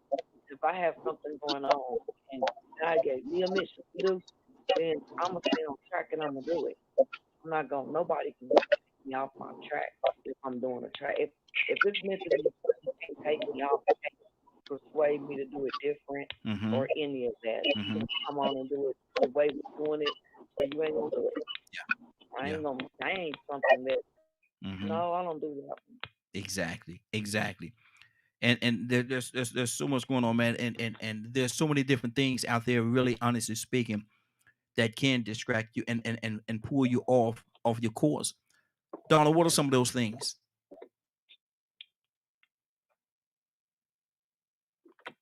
Toussaint? You say who? Toussaint? Trump. Lord, my G. We done took another turn. Is that a lion or a small dog? Wow. Trump got a little situation going on because of that call he made yesterday, man. He got some issues gonna come behind that, man. What he did yesterday was. You know what? I think that we are. The main thing is focus. If the lion is doing his own thing, which he is, he's not going to worry about distractions. And basically, something is going on for the dog small dog to grab enough nerve to even bark. That's all it is. It's just a bunch of barking. You know he can't whoop the lion. Yeah. But if the lion, even the lion, as great as he is, king of the jungle, if he gets distracted, or even if he get in a pack of wild, because see, wild dogs get in packs too, and they'll defeat the lion. They sure will. If there's enough of them get. But see, what we do is we get out of territory and we get in a pack of wild dogs, and they eat us alive. Let me tell you why I say that, because oh man, you know, we got 74 million votes, and see how that little dog still barking. Come on. He's still barking, and you know what he say? We won the election. And we're going right on about our business. And some are saying, hey, have you ever heard of I can't think about what it is. It's world. It's something reset something. I'm gonna have to look it up again. It's something reset. I looked it up the other day, and I'm sorry. Global reset. Y'all check that out. Look it up. Find out. Okay. And then there's another. Somebody wrote a book about last president. Somebody mentioned that. Toya talked about it. That's Toya with a key. Yeah. Okay. That you know, you raise enough. If what I'm saying is, if the little dog raises enough hell, the lion will pay him attention. But if he get in packs, even the little dog, smaller than the lion, get some little dogs with him, the lion will be ate up just like he was a house cat. I'm just saying. Now let me go to Brandon and ask Brandon the question, because he does have a point. If you get enough little small dogs together, they could have it could be possible for them to overtake that lion. So if there's enough distractions out there, how is it possible for you to get sidetracked and find yourself going in a direction that you shouldn't be going in? Yeah, I think of the analogy of Lion King when Mufasa got hooked up with the hyenas and got sidetracked, and you know, with Simba and all this stuff. So it is possible for, you know, a group of small dogs to knock you off your track if you have it repetitively in your ear. It can break you. Wow. Rico, what do you say to that? Yeah, it happens. It happened with Colin Powell and George Bush and Dick Cheney. You had a lion like Colin Powell came in with all the reputation that he had, and they used him. They used the reputation that Colin Powell had as being a lion, you know, in military circles, and they used him to their advantage to go and start a war. You have it in government all the time. You know, we speak of Trump. Trump is a chihuahua, but he's in the lion's seat. Jeff Sessions, Ted Cruz, Marco Rubio, Mike Rogers, you know, another representative from my state that's over the Space Force. The biggest coward you ever seen in your life. But arrogant, knows he has that power, knows he has his white privilege, and it don't mind being disrespectful. You know, I got a cousin that lives in his region that he likes to campaign in. Now, and I hate to bring this cousin up because this cousin is a piece of junk. But you know, he when Mike Rogers was campaigning, he made sure he went and stopped at every home that didn't belong to a person of color. And he didn't care that we recognized it. We were standing right there in the yard looking at him. And he went, him and his daughter, went from house to house, then looked dead at us in our face and like, y'all ain't gonna vote for me. Y'all might not even vote, and we don't want you to vote anyway. And moved on past us. Wow. Went to the other homes. And these are cowardice people. Now, don't get me wrong, but see that power. You know, so now we have to ask ourselves, like, to me, logic and balance equals. They're like cousins. Even though you never hear them in the same sentence, for you to have some kind of balance, there has to be a logic in place for that balance to occur. We're out of balance. We got chihuahuas, loud barking chihuahuas, always getting in that main seat of power. And it's because of maybe money, lobbyists, you know, but it's causing a lot of deceit and throwing us out of whack as a nation, as a community, as a people. The citizens, I'll put it this way, the population of the United States are so discombobulated. We all over the place. You know, we so far over the place, divided. You got Black people that call themselves conservatives. They don't know which way to go, because really and truly the party that call themselves conservatives are more than conservative. But they don't want to side with the liberals, and they take these titles and let these titles and words just throw us all out of whack instead of staying with some kind of logic or balance. You know, so we've taken that shortcut. You know, we complain about people that vote GOP, people that vote for Donald Trump. Why would they do it? Why would they do it? Because they think they are conservatives. They have taken on certain aspects of their life that are more important than others. To them, it's more about the conservatism. It's more about not having gay people getting married. It's more about putting limits on what you see on TV. It's more about the commas and the zeros. And they'll forget about the white nationalists that's all deep up in the conservative party. So, you know, they got us out of whack, man. I mean, we really are chasing our tails like those chihuahuas, I guess you say. But, you know, we are in a society where the chihuahuas are running the show. Jeff Sessions. Yeah. Think about what kind of chihuahua he was. We've gotten so deep into this thing where we're paying too much attention to the little dogs walking over in that corner, and we're not realizing that we are the lions. They in the lion seat though. Yeah. And because we've gotten out of our seats, we've given it up. And so that, I think, is the issue. Badger, what's on your heart right now?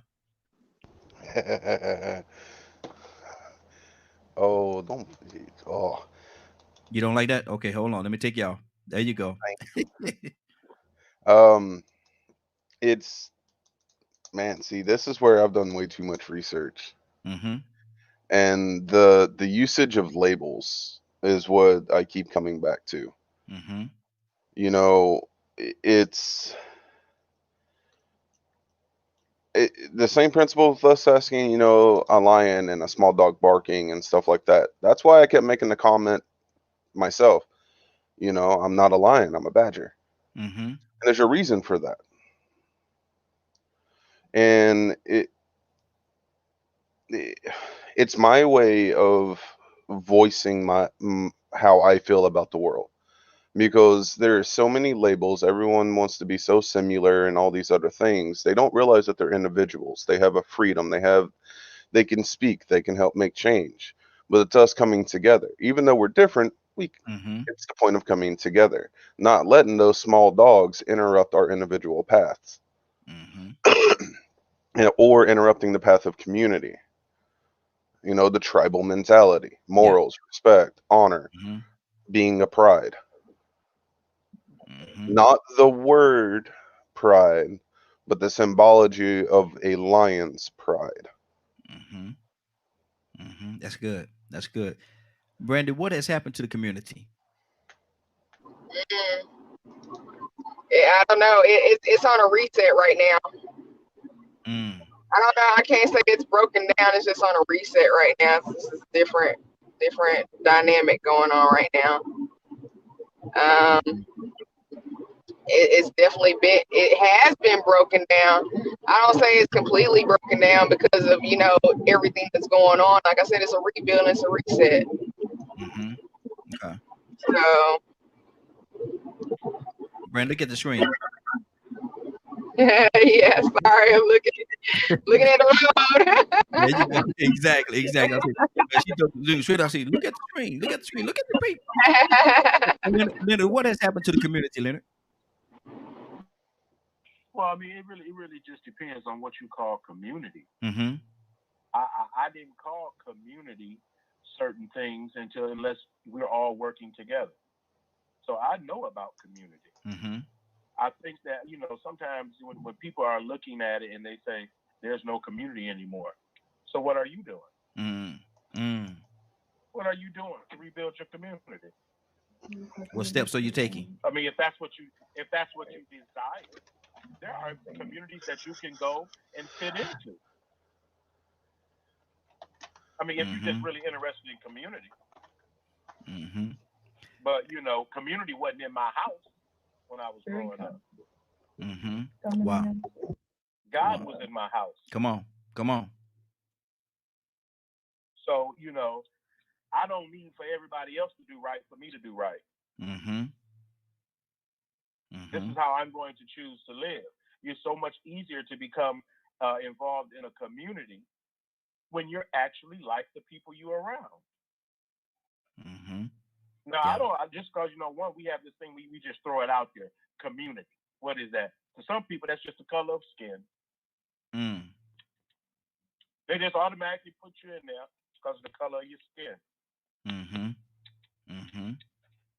really, you're more trifling than the white man. See, so people have to be careful. Are you a part of a Christian community? Are you a part of a Muslim community? Are you a part of any other community? What you trying to commune with? You know what I'm saying? What are you trying to commune with? People will look directly at what made us better and then don't do that. If you appreciated marriage, why are you not married? Exactly. If you really love this community so much that you're talking about, what are you doing to be a part of that community? To improve it, to lift it up. Yeah. Because the community is who is present. Hey, not come on. Who's not. That's good. It's who's present. Not who's not present.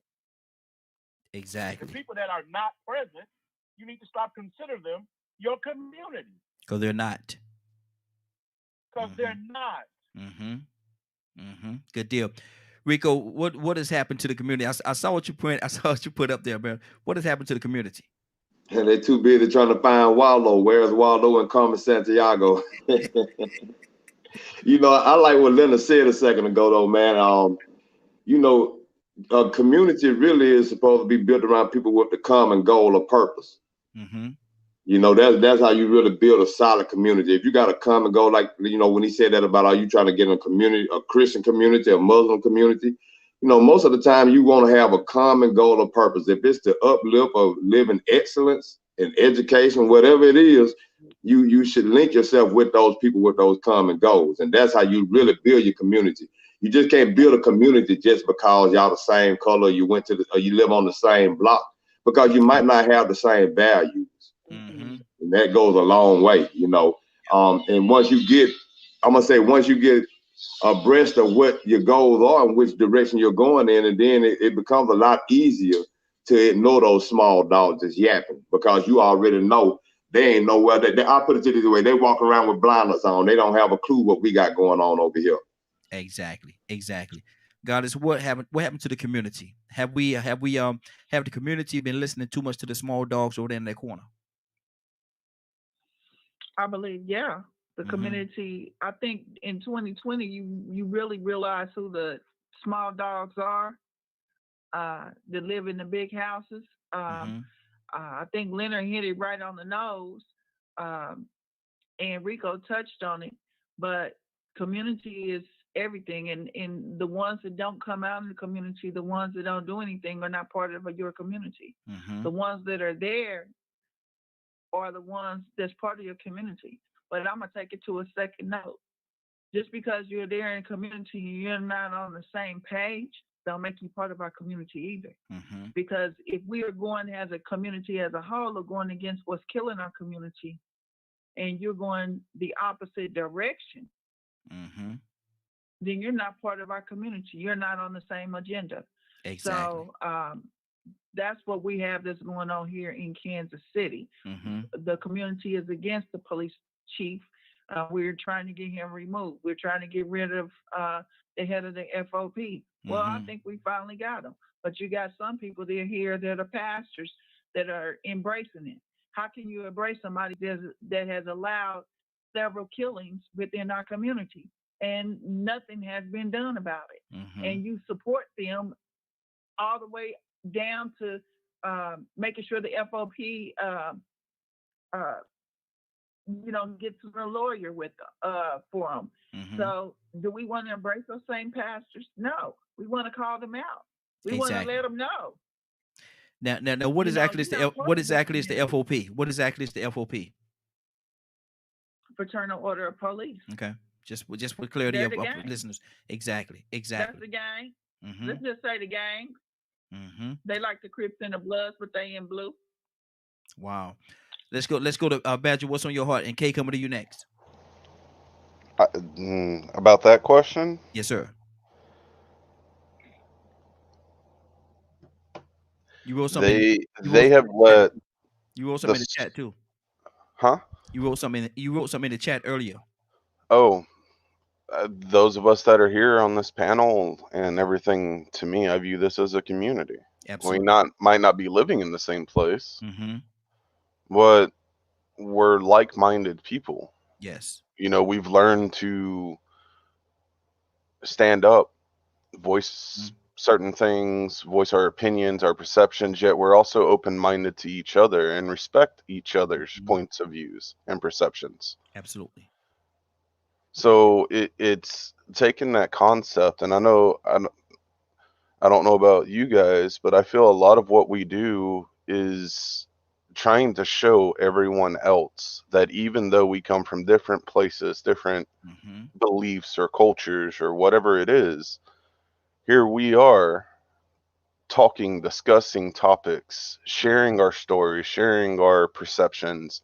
We're not arguing. We don't belittle each other. Exactly. We don't call each other things based on color or labels. Mm-hmm. We view each other as human beings. Yes. Absolutely. Absolutely. Wait a minute now. Who called the kitty? What is going on? Kay, what's on your heart? Oh, this goddess. Leave that kitty cat alone. Leave that cat alone. Let that cat go on head on. That cat ain't no lion. You ain't gonna turn that cat into no lion. Kay, what's on your heart? The community. Mm-hmm. I actually was, before I called in, I was late because I was in a little conference call with our mayor because we just had 2 homeless people to die from the cold weather. But we have all these vacant buildings and all these apartments, and so I texted him and told him some things.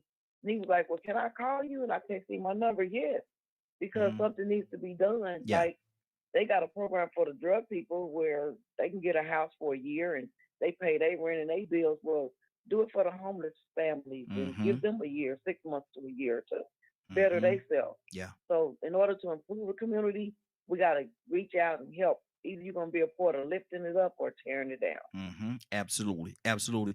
Toussaint, what do you think has been the major distraction in our community? What is that little dog, that little small puppy barking over there in the corner? What is it in our communities? Toussaint? You know what somebody said way back somewhere along the line, probably when we were coming up or after we was coming up, the generation or so after. I'm not going to raise my kids like I was raised. And then we went. Yeah. Shout out to more. We was going, instead of disciplining them in any kind of way, because there's a difference in chastisement and abuse. It's a difference. Chastising kept me out of jail. Okay. But somebody said, I'm not going to raise my child like that. So we allowed our children to raise themselves. And then we want the same results or better results. And so there we went.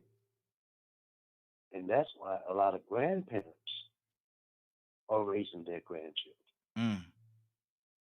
And that's I mean that. Come on. That's your choice. That's your choice. But my son came to me he didn't come to me. I was trying to get him to see some things.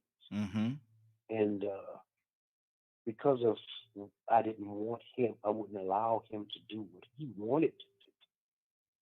He told me, he said, "Well, I'm not gonna let you see your grandchildren." Ooh. I said, son, that's not my children. Mm-hmm. I'll wait till they grow up. If they want to come see me when they grow up, Mm-hmm.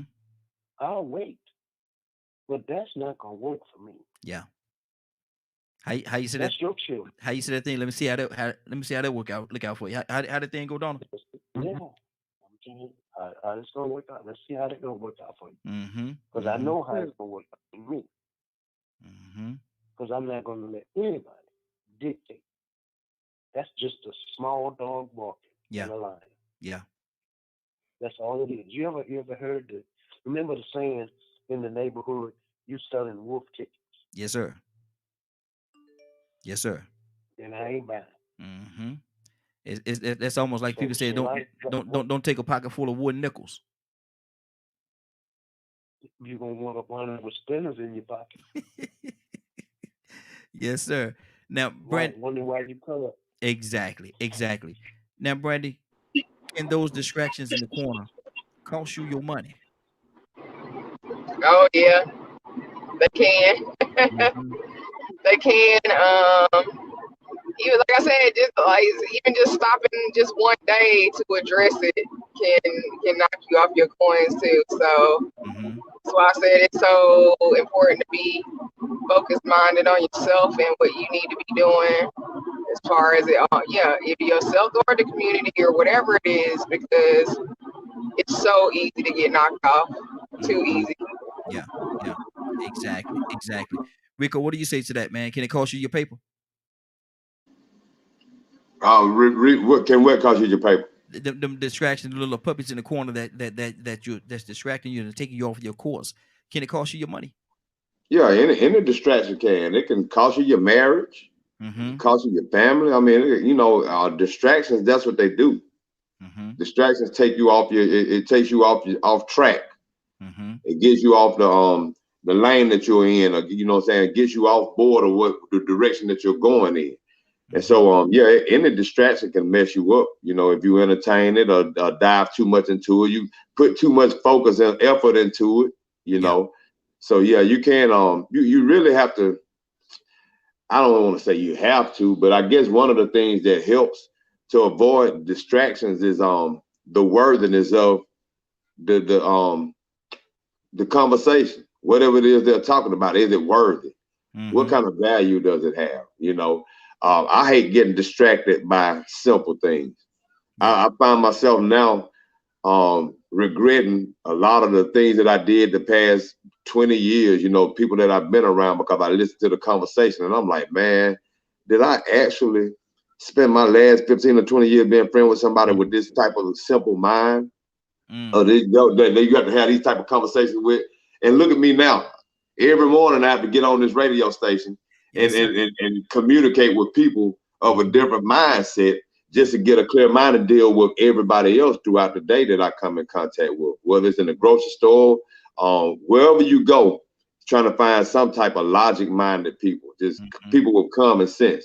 So I mean, it can knock you off because your environment is very influential on the direction that you go on, what kind of success you're trying to achieve, what you're trying to accomplish. It's hard trying to accomplish trying to be rich around a lot of people just like to spend money. Yeah, exactly. It's almost difficult. It's very difficult. Badger, let me ask you this question: If in the course of your day, it was your assignment, and I'm gonna use the word assignment because Minister Neal like the reference assignment a lot. If it's your assignment to help somebody throughout the course of that day, but the little dogs in the corner bargain and throw you off your course, could that put you in a situation where where you won't even be in a position to help the very person that you're supposed to help on that day? I could see how. Well, that depends, because if I allow it to distract me, but later on through the day I get refocused, that could be viewed as a lesson for the person you're supposed to be helping. But if you stay distracted, that could also be viewed as a lesson. So to me, it's a matter of perception and what God deems that person needs to learn. Because if you're put in that situation or asked to be in that situation, and depending on what happens in that day, could very much, could it hinder? Absolutely. Yes. But at the same time, could it make a light bulb go off in the individual? To where something goes, wait, that looks way too similar. Is that something that I do?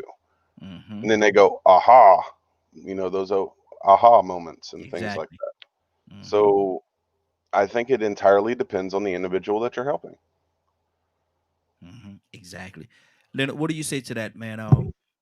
You have an assignment, but the little cheapers in the corner are doing what they do. Distractions are being distractions. Could that hinder you from doing what you're supposed to do and helping a certain individual if that is your assignment for that day? You know, I always relate it to being a leader, Mm-hmm. and having been in the community, and a lot of the things that I used to do. You know, having meetings, discussing issues that are very heated and passionate and things. My job as a facilitator, even in corporate America, Okay. is to make sure that things move forward. So I can't let you disrupt the meeting. Yeah. I can't let you take the meeting. I got to keep you on track on this mission to get this accomplished. And that's my only concern. And you're going to always have those people that want to do something else. And you have to be prepared for that. Don't think about what if. No, prepare for it before it happens. Yes. Because they're going to be there. They've always been there. And so you have to manage that. Even with family members. You got some family members that people talk about have distracted them. Or as soon as they tried to do better, it seemed like the other folks say they love you and their family, but them the main ones trying to keep you from accomplishing something. Come on. Tell it. You know, I've heard people say it like that. So you have to be, how bad do you want what you're trying to get? I mean, how bad do you want it? I saw this video, Leonard, and it's been circulating for a couple of years now. The guy was talking about you have to want success more than you want your next breath. That's right. And it was so, it was so powerful, man, because he made a point. He said, look here, you got to want it as much as you want your next breath. He took the guy out into the water and dipped him in the water and held him down. And when he finally pulled him up, the guy was, you know how they do. And he said, look here, you got to want success more than you wanted your next breath when you thought you was about to die. You have to want it just that much. And if you don't want it just that much, you have to. Yeah. Go ahead, Leonard. Because what will happen is you probably will die. There's a lot of people that got distracted and they're dead now. Yeah. There's a lot of talent. You know, they was going to school and they was doing this, and then look what happened. On the right track, and then all of a sudden, look what happened. They heard a little person say, "Try this crack." You know, a lot of folks say, "Why you got to work so many jobs?" And because I want something. I want something. That's why I work. But don't you worry about how much time I spend working. That's none of your business. I want something. Why you ain't working? Why you watching me go to work? You know. Why you watching me? The best thing to do around people who are opposing you is to come out from among them. Exactly. 678-381-1973. 678-381-1973. Give us a call. We'd love to have your input. 678-381-1973. Give us a call today. We're talking about do the lion listen to the little, get distracted by the little, I'm paraphrasing the topic, but do the lion get distracted by the little dog barking in the corner? Does he really get distracted? Rico, what does he do? Does he just carry on? What is the lion? I'm talking about the real lion, the king of the jungle. What does he do? He should carry on. Like Leonard said a second ago, it's really the difference between being a leader and a follower. You know, now some people might not realize they're leaders. They might be trying to fit in. You know, I could pretty much look at within myself and say that, you know, I was that person. I didn't drop out of college to smoke crack. I dropped out of college to sell crack because I listened to people that came from a lesser place than I was mentally, morally. The streets. I wasn't about what the streets was about. I was about excellence and achieving. But in the community that I in, that wasn't cool. Excellence wasn't cool. You know, maybe being the athlete was being cool, but being a superior saxophonist wasn't cool. So that wasn't something that I kept doing. But the thing is that when you are a leader and when you are good at something that's positive, it's up to those of us in a situation that have been through that or achieving our goals need to reach back and make sure that those younger ones that have those same goals don't get caught up in that distraction. Let them know that it's okay. It's cool to not be a dope dealer. It's cool to not go out here and get this car the illegal way or get your money the illegal way. It's okay to take your time and do it the right way, the moral way. I was actually influenced by a lot of negative influences and didn't have the right support system around me to keep me on the drive that I was going in. So I got off track from doing the things that I love because the people in my environment didn't love it. It wasn't cool. It wasn't cool to them to listen to somebody playing a saxophone. It wasn't cool to them to see somebody make straight A and B honor roll. What was cool with all this street mess that I ended up embracing, selling drugs, an environment I should have never known about. So I mean, you know, lions can get distracted by, you know, those I'm gonna say the environment. That's why I said earlier about the environment is so important. You know, you have to link yourself up with people that have those same interests, like-minded, same goals, the same morals about themselves. Exactly. Them like-minded individuals, man, those are the ones that's gonna make a difference in your life, man. Those are the ones that are gonna keep you going on the straight and narrow. Those are the ones. Kay, what do you say to that? Say to the minds that's gonna keep you straight. Yes, absolutely. Being surrounding yourself with like-minded individuals so that you all are going in the same direction. I said something the other day, and somebody had me to say it 3 times. They had me to say, and I hope I get it right because it was just a few days ago. But I say it's better to deal with people that's actually pulling the rope in the same direction. It's better to deal with people that's pulling the rope in the same direction, because if you're on opposite ends, neither one of you gonna win. You just playing tug of war with each other. And at the end of the day, nobody wins. But if all y'all get on the same side and y'all pulling in the same direction, then y'all are getting somewhere. Y'all are having progress. And it's very important to have that progress. What do you say to that? That's very true, because me and Goddess she was like a supporter, but I was actually a member of the group. And I got out of it because we're pulling in too many different directions, and nobody is on the same level. And so it just doesn't make sense. To me, to just spin your wheels. You're going to be dizzy. And you're going to fall. Exactly. You might hit your head, and you might not even get back up from that fall. So I just got out of it. I told God, I just left it alone. I'm cool. Because it's not going where it needs to be going. And it's been a group or organization too long to still be nowhere. I have a group that I started out being a secretary, and I'm the president. And I'm 8 years strong because I kept moving forward.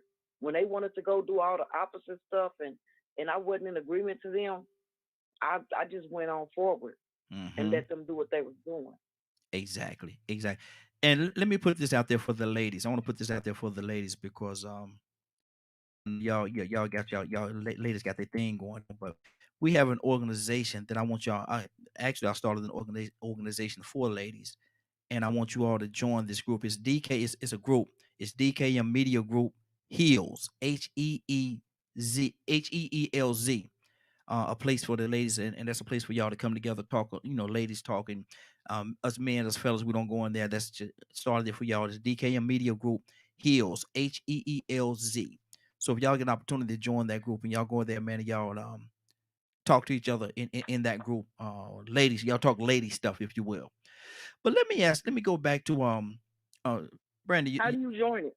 Is it a Facebook group or something? Yeah, it's a Facebook group. Yeah, just pulled it up and just on join. Just join the group. And y'all share it. Yeah, DKM Media Group Heels, HEELZ. And like I said, it's for the ladies to come together. Y'all talk, y'all post, y'all make your own chats, do whatever y'all gonna do. But y'all can do it right there amongst other ladies. But right now, let me go to Miss Brandy. Miss Brandy, G. Call her Miss Brandy G. And what do you do when you realize that in business or personal life, you're playing tug of war with someone and you all are not pulling in the same direction? What do you do? Well, it's just like when you play tug of war. What happens with your hands when you're pulling with the opposing force? Your hands get red, they get tired, they get bruised up, they might get scratched up, even welted up. So that's that pain lashing out on your life force, holding on to it. So if it's not going in the same direction, you need to let it go. Yeah. Be done with it. Be done with it. Yeah. Badger, what do you say to that, Badger? It's a tug of war going on, and when you realize it's a tug of war, and you're pulling in different directions, life, business, personal, or whatever it is. What do you do, Badger? How do you handle it? How do you combat that, or do you combat it at all? I might at first, and then weigh the situation, and if it's not worth it, there's no reason. Now, like, it depends on what the topic is, I guess. What you're doing the tug of war about. If it's about kids or women or different things, I have very strong viewpoints. So getting into a tug of war battle with somebody, I might stand my ground, but at the same time, everyone gets tired. So say what I gotta say and then just let go. No reason to sit there and keep badgering them. Yeah, exactly. Let me go to Captain Leonard. What do you do in that situation, man? You realize, hold on for a minute. We ain't pulling in the right direction here. Something ain't right with this. What do you do, Leonard? Business, personal, what have you? When you said something's not right, what do you mean? Well, you realize, and I made the I put it out there, the disclaimer, talking about you instead of pulling in the same direction, it's much easier to be successful when you're pulling with somebody in the same direction. But if you're pulling and then you realize the person's on the other end of the rope and you pulling, then they pulling you back and you're playing tug of war, what do you do about a situation like that? How do you handle that? You cut that tie. Come on. Period. If you're not on the same page, why are you involved anyway? That didn't just happen. Yeah. You made a mistake. Is what you did. Because you shouldn't have. Just think about it. And this applies to most things. Why is a friend if they don't do anything for you? They take advantage of you. They treat you too bad. And these types of, why are you friends? Why are you married to somebody that hits you? Why? Yeah. So there's many issues surrounded by this topic, and a lot of people, you have to look at that for yourself. Me, I can't be with nobody that's constantly irritating me. That doesn't work for me. Yeah, come on. I'm not telling you something I heard. I'm telling you something I know. The moment you start causing me more problems than good, I'm done with you. Exactly. I'm just done with you. My mother used to have this saying: it's okay to love people, but don't let people love you any kind of way.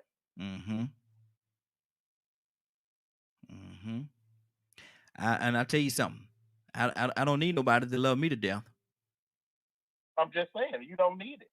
I don't need that. That's too much love. To explain it to people, the first thing they tell you, well, it's not that simple. Oh well, then you still got a problem, simple or not. So what are you going to do about it? If you want my advice, here's the advice. Yeah. But if you just want to stay where you at, stay there. Mm-hmm.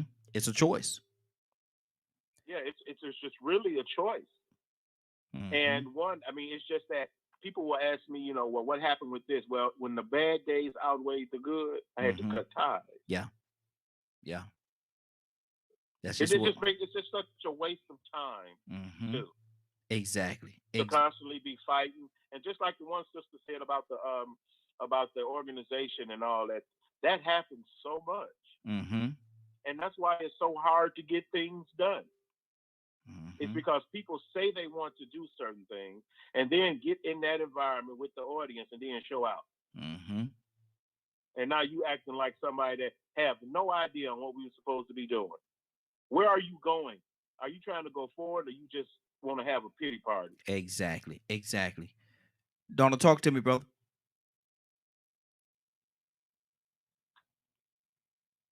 Toussaint. Hold on. These mute buttons and way to do it don't work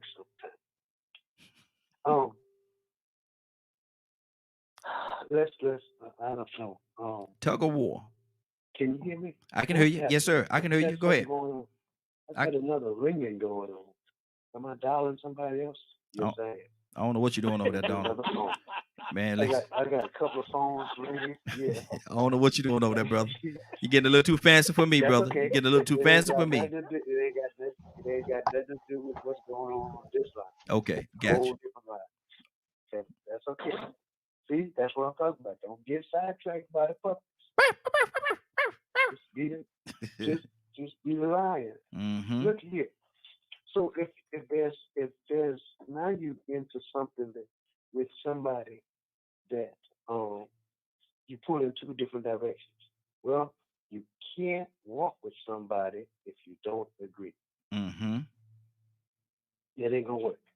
So first of all, you got to realize what direction you go, not the direction they want you to go. Because you're either a leader or a follower. Yes, sir. Now, if you're a follower, you'll just run with whatever comes and goes. There's so many people that are living lives for the satisfaction of other folks' opinion. As long as they look like they're happy, they stay miserable. Yeah. Because somebody else is pleased with it. It looks good to somebody else. But when the door is closed, they jacked up from let me say something that we talked about right here in a private conversation, but it's going to be open now.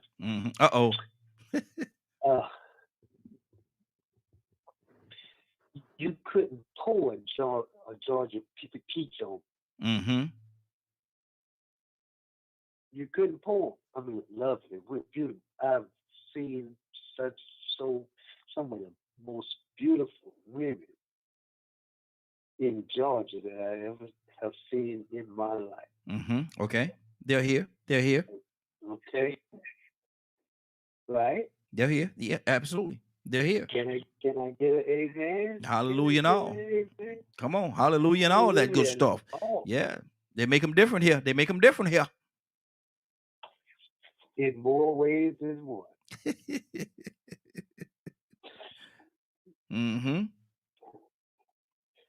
Now, because now you can't be pulling in different directions if you know where you want to go. Yeah. And if you know where you want to go, and I don't care how it appears, you have to analyze and say, hold up, wait a minute, this is not the direction that I want to go. So like Leonard says, you got to learn when to cut your ties. So life happens. It comes and goes. Yeah. But when you look at things for face value, you may not get the total contents of what's happening there. Absolutely. I know I'm talking in riddles, but that's what I do. Okay, that's what you do. Hey, there you have it. I just can't now. I can't remember. I should have wrote it down. I just called on God. It's okay. Which one I just called on? You ain't called on me yet. Okay. You just skipping back to Well, I'm coming to you now, and I want to ask you this question. You have a mission that you're going to do. You're going to accomplish this mission. You're on your path, and everything is going right. And you get in your car. You got the biggest meeting of your life on this day. The biggest meeting of your life-changing mission. And when you wake up in that morning, this is what you hear. You hear this all over the place, from every aspect of your life. You hear this right here, and you're trying to get yourself. You're trying to get up. You're trying to get dressed. You're trying to get yourself ready. And everything that you're doing, you're hearing all these little distractions. What do? How do you stay focused? Me personally, yes. Once I'm focused on something, can't nothing change me out of my focus. Mm-hmm. That's going to be the hardest. I'm so focused on. When I get focused, I'm focused. Mm-hmm. The problem is with me is sometimes you get so focused on what you're doing that you don't want to listen to what other people are saying, mm-hmm. and they might have a better idea or a better situation to the madness. Mm-hmm. But once you become so focused, and that's probably one of my strong points. Once I get focused on something, I'm focused on it. Mm-hmm. Like I don't like to be moved off of my path. Whatever I'm doing, and I know if it's something major, I'm not going to. Okay. So that's the strength of a lion. Mm-hmm. And as a leader, but also as a leader, you have to listen to what other people have to say sometimes. Being pulled in different directions. Well, you might be being pulled in different directions because the way that you're going ain't the route that we need to be going. Mm-hmm. Mm-hmm.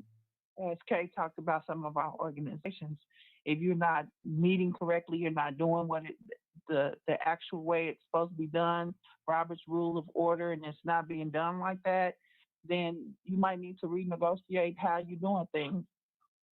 Mm-hmm. So that's one of the key things about being pulled in different directions. And that person might have a strong mindset on the way that they want to do it. But if you're not doing it correctly, because there's only a certain one or two ways to do certain things, mm-hmm. and people need to realize that, when you're trying to build and you're trying to be a corporation, you're trying to do whatever, and you need more than just yourself, then you have to listen to what other people have to say. Mm-hmm. Exactly. Because you want them right there. Mm-hmm. So that's good. Badger, what do you say to that, man? You got this huge business meeting, and you're trying to get yourself together, but only thing you hear, why you is this. You hear this right here. I mean, to me, I'm a badger. I'm thick-skinned, and I have my way. Mm-hmm. It's really hard to divert me from the way I want to walk. Okay. It doesn't matter if it's a lion or yapping dogs or anything of that nature. Mm-hmm. Okay, good deal. Rico, what do you say to that, man? You got this huge meeting, life-changing meeting, and you keep hearing these little distractions over in the corner. You get up from the time you get up in the morning, from the time you get up to the time for you to walk out the house, you hear the distractions, and then as you walk out your house, somebody come up and they got all the issues. You walk out your door and there's another issue right there. How do you stay focused and deal with the task at hand? I think that really depends on where you are in your confidence and comfort at that point in time. Because I've seen myself being in a situation before where I needed to concentrate and focus on different things, but it was a lot of distractions around me, and I wouldn't know what was going on around me. I would be so in tune with what was going on ahead, and I would be so confident and comfortable, like I said, with what was going on that my focus couldn't be distracted. But there were times where I was maybe worried that I wouldn't be prepared for whatever it is I needed to do. I felt like there was more urgency that, or I'm gonna say, it was more of a sense of urgency to get this done. And I may have been worried that, you know what I'm saying, man, this might not turn out good because I don't feel like I'm too prepared. So now I'm hearing these distractions. Will you shut that dog up? Yeah. Turn that TV down. Yeah. Man, I got to go out and go somewhere else. Man, I need to go to the library. You go to the library and it still might not be quiet enough. Ain't that something to go to the library and still not be quiet enough? Look around, man, he's over whispering too loud. You get what I'm saying? You really in a funk because you don't, man, you nervous. Yeah. You don't really know if you're going to get this or not, but at the same time, you want it. So, I mean, that I think your emotion or the mood that you're in really can dictate or impact how distracted you may or may not become. You know, because like I said, me, myself, I've been focused so much, so hard sometime in tune to the point where I didn't know what was going on around me. So it depends, you know, on your confidence level, you know, how sure and positive are you that you're going to achieve what it is you're trying to do, you know what I'm saying? Or what the path that you're going in. Exactly. And that's good. I was going to go to Brandy, but I think she's traveling. I think we just lost her. So let me go back to Leonard. Leonard, what do you say to that, brother?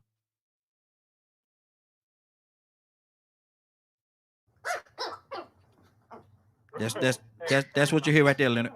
Look, okay, I'm gonna put it like this: if you're gonna break in the house and you hear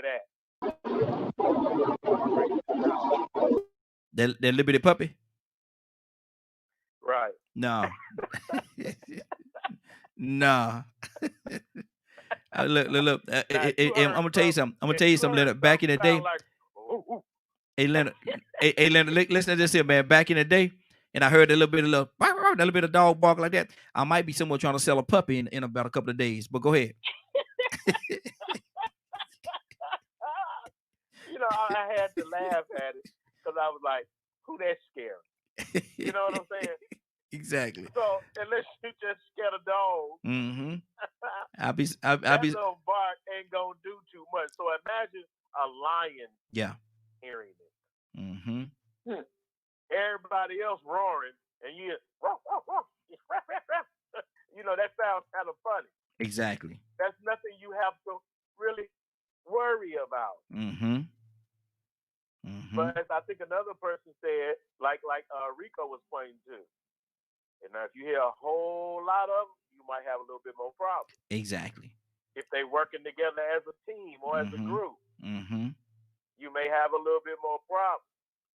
So you have to gauge yourself to know, you know, sometimes I know people want to, I just come from the point where they want to,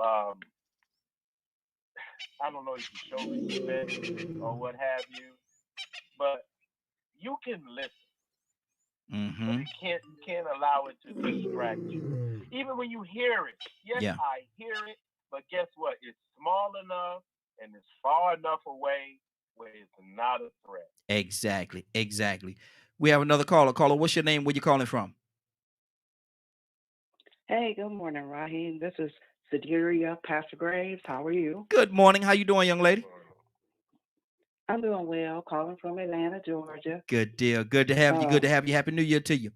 We're asking the question, and same to you. I see you've been listening for a minute. A lion is not going to stop because a small dog barks. What do you say to that?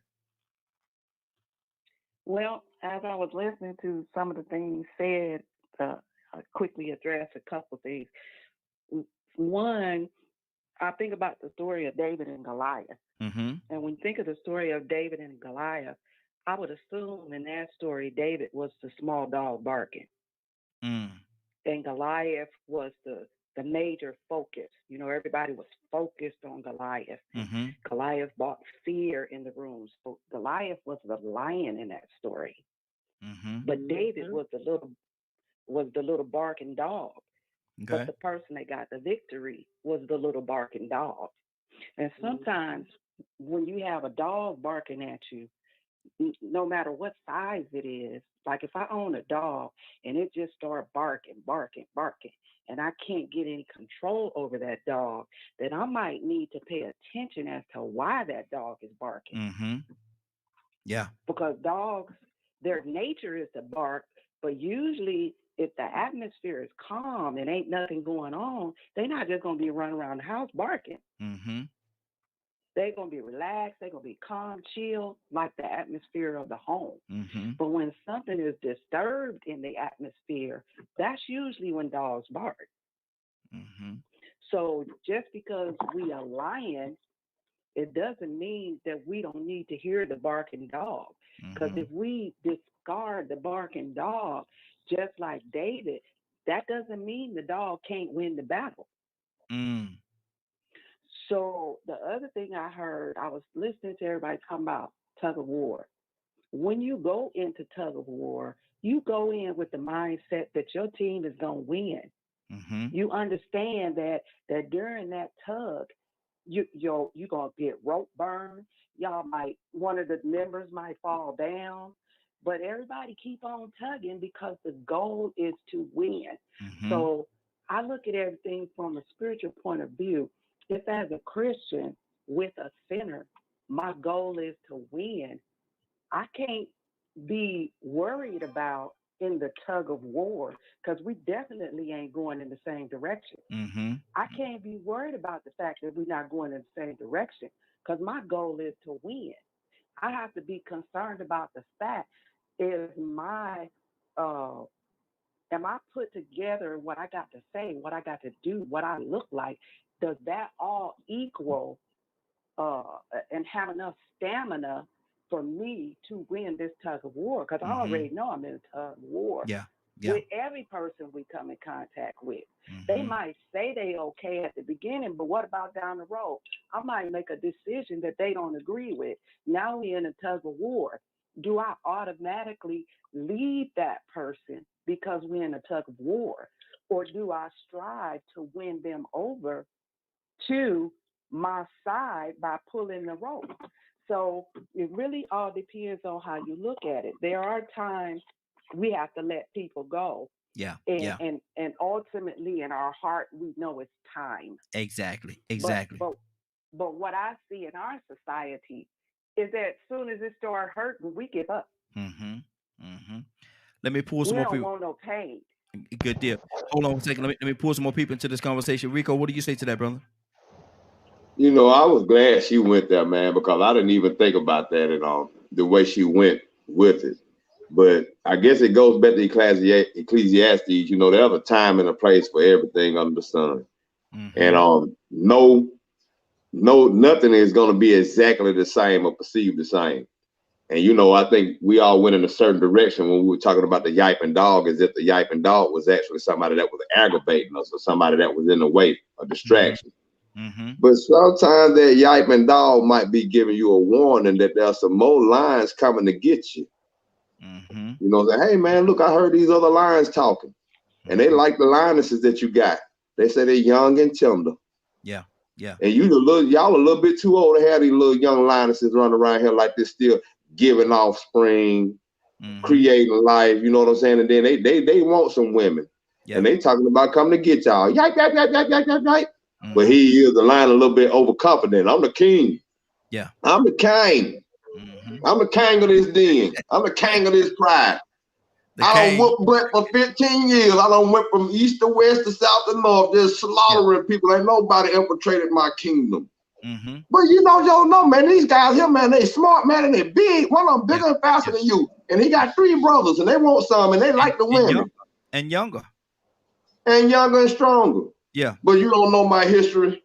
I ain't studying that stuff you talking about, man. What you a peon? Quit all that yiping. In high school. I played football in high school, and now you're 90. I got this.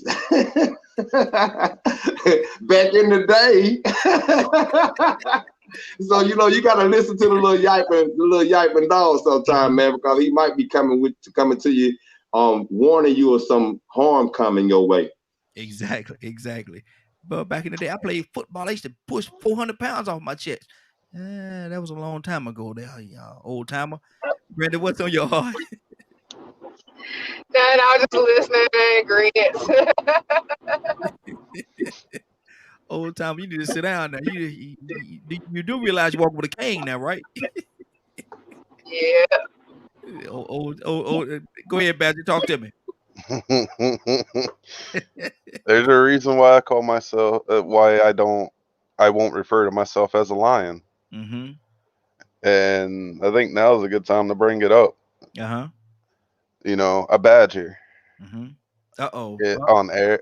Nope. Uh, It's been brought up. Nope. Go ahead. So to me, David isn't a yapping dog. David Mhm. was a badger. He might have been perceived by some as a small dog or whatnot, but his attitude, his mannerisms, he stood up to that lion. And that lion had to respect him because it didn't show no fear. Mhm. And to me, badgers are tough skinned. They don't roar. They grunt. You know, they show an attitude of, you might be bigger, but that doesn't mean you're stronger. Mm-hmm. You know, they're tough skin. I don't know how many videos or memes that are out there about about badgers all over the place, and the words that they associate with them. You know, they don't care. They get bit by a poisonous snake, they just go to sleep and then wake up. They get attacked by 4 or 5 lions, they have the potential to run them off. Mm-hmm. Uh-oh. Got some going on in the background there. Let me go to K. K, what let me go to K. K, what's on your heart? I was just saying when they was talking before the lady spoke, don't underestimate the little dog. Mm-hmm. Mm-hmm. I know some little dogs. My grandma had a little bad Chihuahua, and she was bad. And she'll let me in the kitchen, but I could never come out the kitchen. They had to always come and get me. Good They Lord. literally would not let me out the kitchen. I was like, I can go in there and I can't come out. No, And that was my favorite little dog too, but she kept how me in that's that your kitchen favorite like dog, she and the was in dog my kept you in the kitchen territory. and you weren't even cooking? I went in there to get some water, and I used to climb up on the counter, and the dog would just watch me and let me do all that. When I got ready to jump down off the counter, my grandma had to come and get me because her dog would not let me off that counter. And he would actually bite me. Mm. He was bad. He would bite. Little dogs, they don't bite, they chew. And I that seen and a that, and, dog that, and that's your chew. and that was your favorite dog. It was my favorite dog because I got big eyes. The dog had big eyes, and I just loved that little big eyed dog. But he was bad. Boy, look here. How many bandages you had to put on your ankles? Just one. He only bit me once because I didn't know he was gonna really bite me, and I Mhm. got down anyway, and he bit me. But he didn't. He was trying to actually chew. He was chewing. He wasn't biting me. He was chewing. Little dogs don't just bite you. They chew. They like chew at you. He was chewing at my ankle. So Watch this. it was like he was literally chewing. I didn't need no Band-Aid. I had a whole bandage. It was wrapped. But watch this right here, Leonard. I came back to Kansas City wrapped up. Hey, Leonard, we would have had some barbecue. We would have had some barbecue chow. Was it Chihuahua that week, wouldn't we? It'd have been some barbecue Chihuahua. I'm gonna tell you now. You want a leg? What you want? Hey, you remember like old folks used to do? I wish you would bite me. I Exactly. wish you would. I saw some movie, I man. don't mess with little dogs right now today. I have a big dog that's lab and mixed. Mm-hmm. A person can have a big dog. Like God has got big dogs. I'll go over God's house and I will not fear the big dog. Mm-hmm. Little dogs, I feel. I didn't watch him chew a little girl's leg. Like he just chewed her. He didn't bite her. He just kept on just chewed. He chewed her whole little inner thigh thing out. She had to go have surgery and everything. Good I Lord. do not mess with little dogs. I'm gonna tell you something. A Donna Tucson would have had barbecue Chihuahua. Mm-hmm. With a sweet and sour sauce on it. With sweet and sour sauce. What do you say, Donna? Hot dog to the catch me in. That's just what it is. That's just what it is. Go ahead. Hey, you know what though? Mm-hmm. You know one thing about the little dog. It's not to scare you. It's just to warn you. That's all. Mm-hmm. They Yeah. make just as much noise. Mm-hmm. But when like if the burglar comes at night, you sure enough see the big dog. He gonna just sit there and wait. Yeah. Because he's that type of dog. Mm-hmm. But the little dog is almost seemingly you would think he's just about defensive. Mm-hmm. So how does it say his bite is just as bad as his bark? Exactly. Exactly. You can say it the other way around too. Mm-hmm. Because all you need to do is be warned. Yep. And Exactly. all you doing is you gonna get out of bed. Mm-hmm. Absolutely. So I'm just saying. Now, Since we went that direction. Exactly. Now watch this. Now Brandon, what part you want? You got the leg. What part you want? Cause we can have some barbecue. We can have some barbecue. Chihuahua. What part you want? All of it. All of it. Barbecue the whole thing. It's barbecue at all. Rico, what piece you want, man?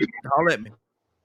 I don't want no piece of it, man, because I done seen some bad little Chihuahua, man. My big dog, that President Canero, I look at that as a great white, but I done seen some little Chihuahua that remind you of piranhas. Yes, sir. Yes, sir. Yes, sir. So I don't want no part of them little jokers. Don't get me wrong there. If I got the right boots on, if I got me some steel toes on, I'll make a football out of that joker if he don't get no control of them. But for the most part, I'm trying to respect him because I don't like nothing that can draw blood off of me. I don't even want to tear my little pants.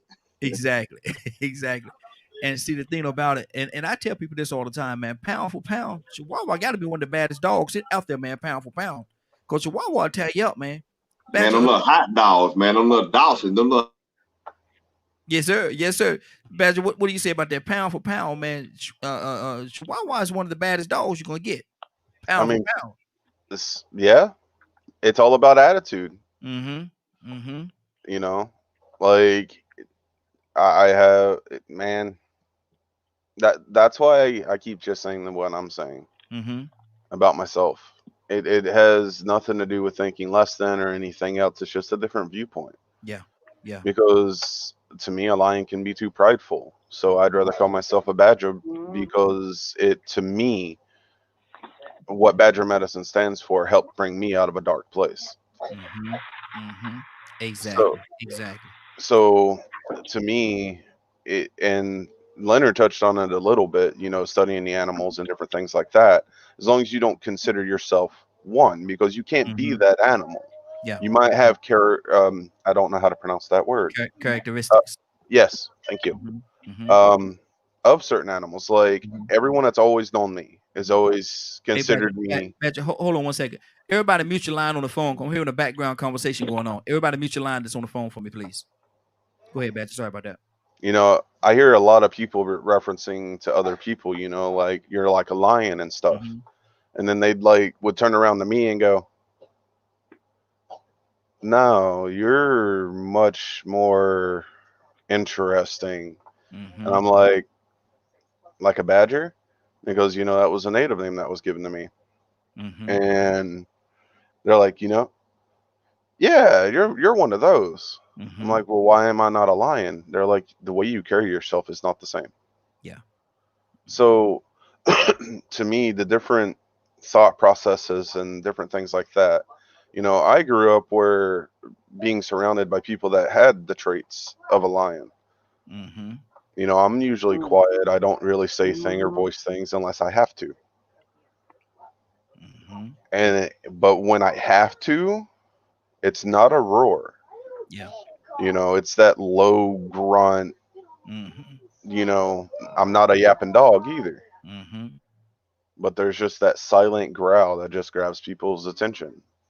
Got you. Good deal. I'm looking at the clock, y'all, and it's 9:58. It's time for us to get out here for today, man. This is our first broadcast. Somebody got something to say? Somebody got something on their heart? I got a question. I got an answer. All right. So most of you guys on the panel and stuff that's gotten to know me, would y'all consider me a lion or a badger?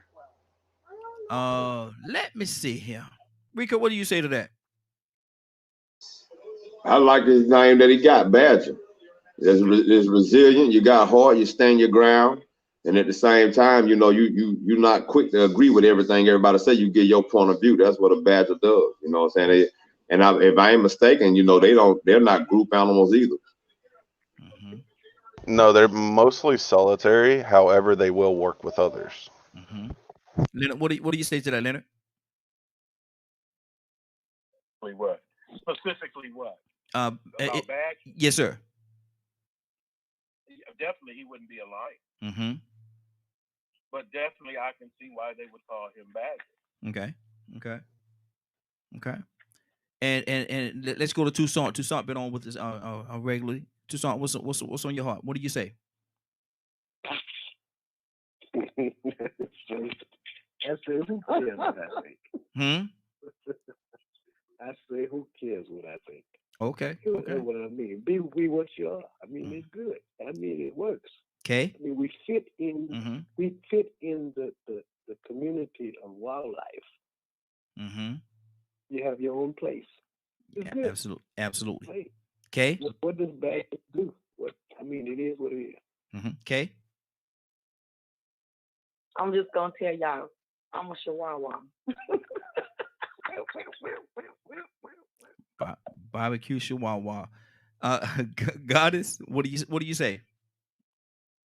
I'm gonna tell you what I say. Well, I will say this: I like Chihuahuas and I like Shih Tzus, and you mess with my Chihuahua, you better be careful of the owner.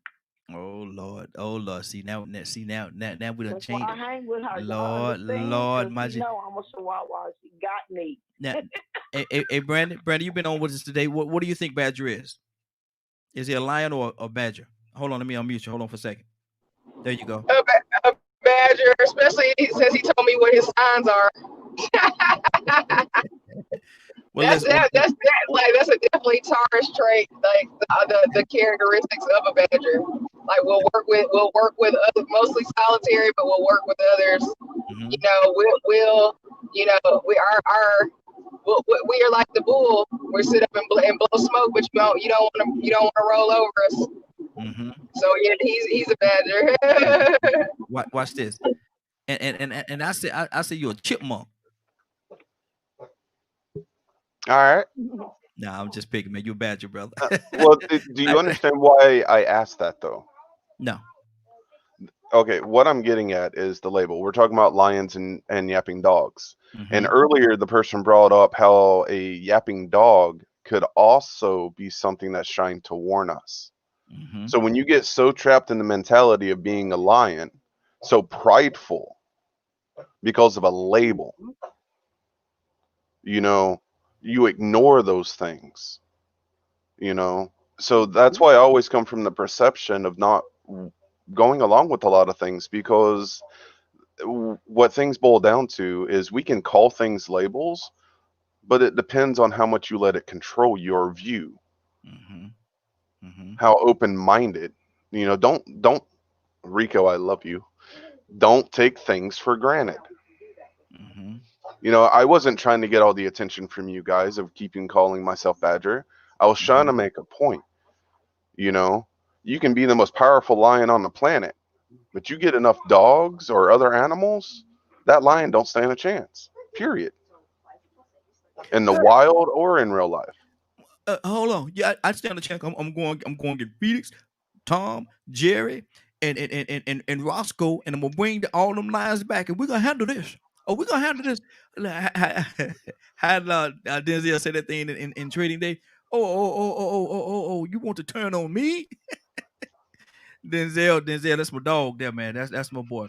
See, prime example. He thought he was unstoppable. Yes, he did. But y'all gonna tell? Oh, y'all be in Pelican Bay. You gonna be in Pelican Bay? I said, look at him. He mad now. Now he mad because it didn't go his way. Now he's angry. So the point I'm getting at is don't let a label define who you are as a human being. Absolutely. Leonard, what's going on at 3:00 today, sir? If you did not get a chance to hear the show in its entirety, log on to www.dknmediagroup.com at 3:00 Eastern today. Good deal. Donald Toussaint, good to have you back, brother. You gonna pray us out? Yeah, I wanted to say something before y'all go to prayer. That's why I called back. Look, Mm-hmm. remember when Speedy Gonzalez and Slowpoke was running from the cat, and the cat caught up with Slowpoke Rodriguez, and Speedy Gonzalez said, "Hey, I forgot to tell you, Slowpoke Rodriguez, he's pack or gone."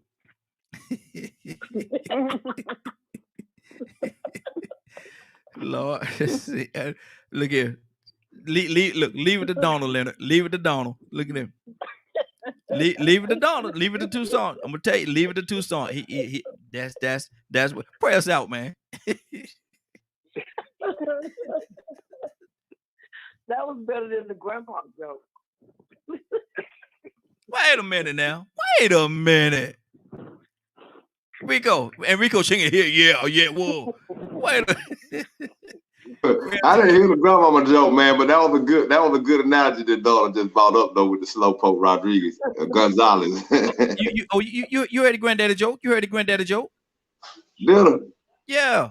I called and told you about it. The granddaddy joke. Okay, yeah. You know what? Now that granddaddy joke hard to beat. Now you, I ain't gonna give him that one. Now that granddaddy joke hard to beat, man. All right, good deal. Donald, pray us out, sir. Okay, God, Father, we thank you. We give you glory, honor, and praise. For you are the one that shaped us individually and made us who we are in this walk of life. Every person has, no matter who they are, where they came from, what they look like, it's the you that's in it that makes it all worthwhile. Yes. And makes our lives better.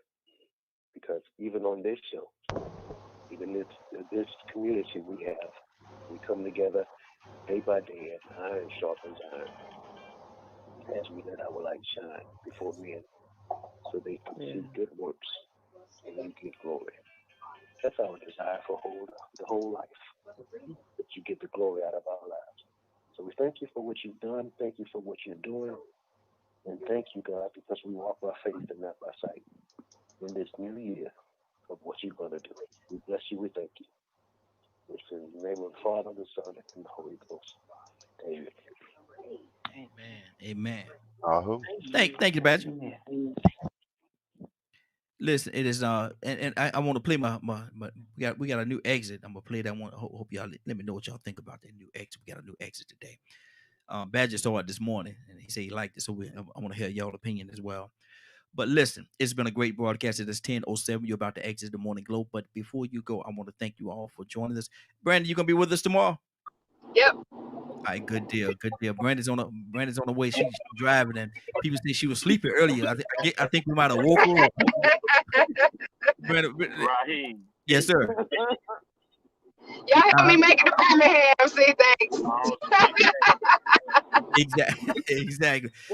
Tomorrow's a huge day here in Georgia. Make sure y'all vote. Yeah, make sure y'all vote. Make sure you vote. And I would ask people to pray for Brother Haroon from the Street Groomers. Mm-hmm. We know that this brother has always been out in the street in his community trying to protect children and women and clean up his community. Well, right now he's in the hospital, and I got the information that he has been intubated today. Wow. On top of his other physical issues, and possibly that COVID is making it worse. So we want to do a special prayer for Brother Haroon from the Street Groomers. This brother is always in the community. If you've ever seen him, you can't miss him because he's about 17. Huge brother. Nice guy you can meet, will do anything for his community. So please, y'all keep him in your prayers. Absolutely. And I'll definitely keep you updated. Good deal. Appreciate that. As a group, can you say a prayer for him? I was hoping you was gonna lead us. Go ahead, lead us. Go ahead.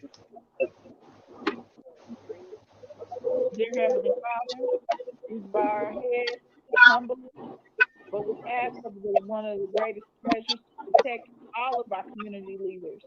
especially him, because we know that he's out here doing the right thing. Pull him through this trials and tribulations that he's going through.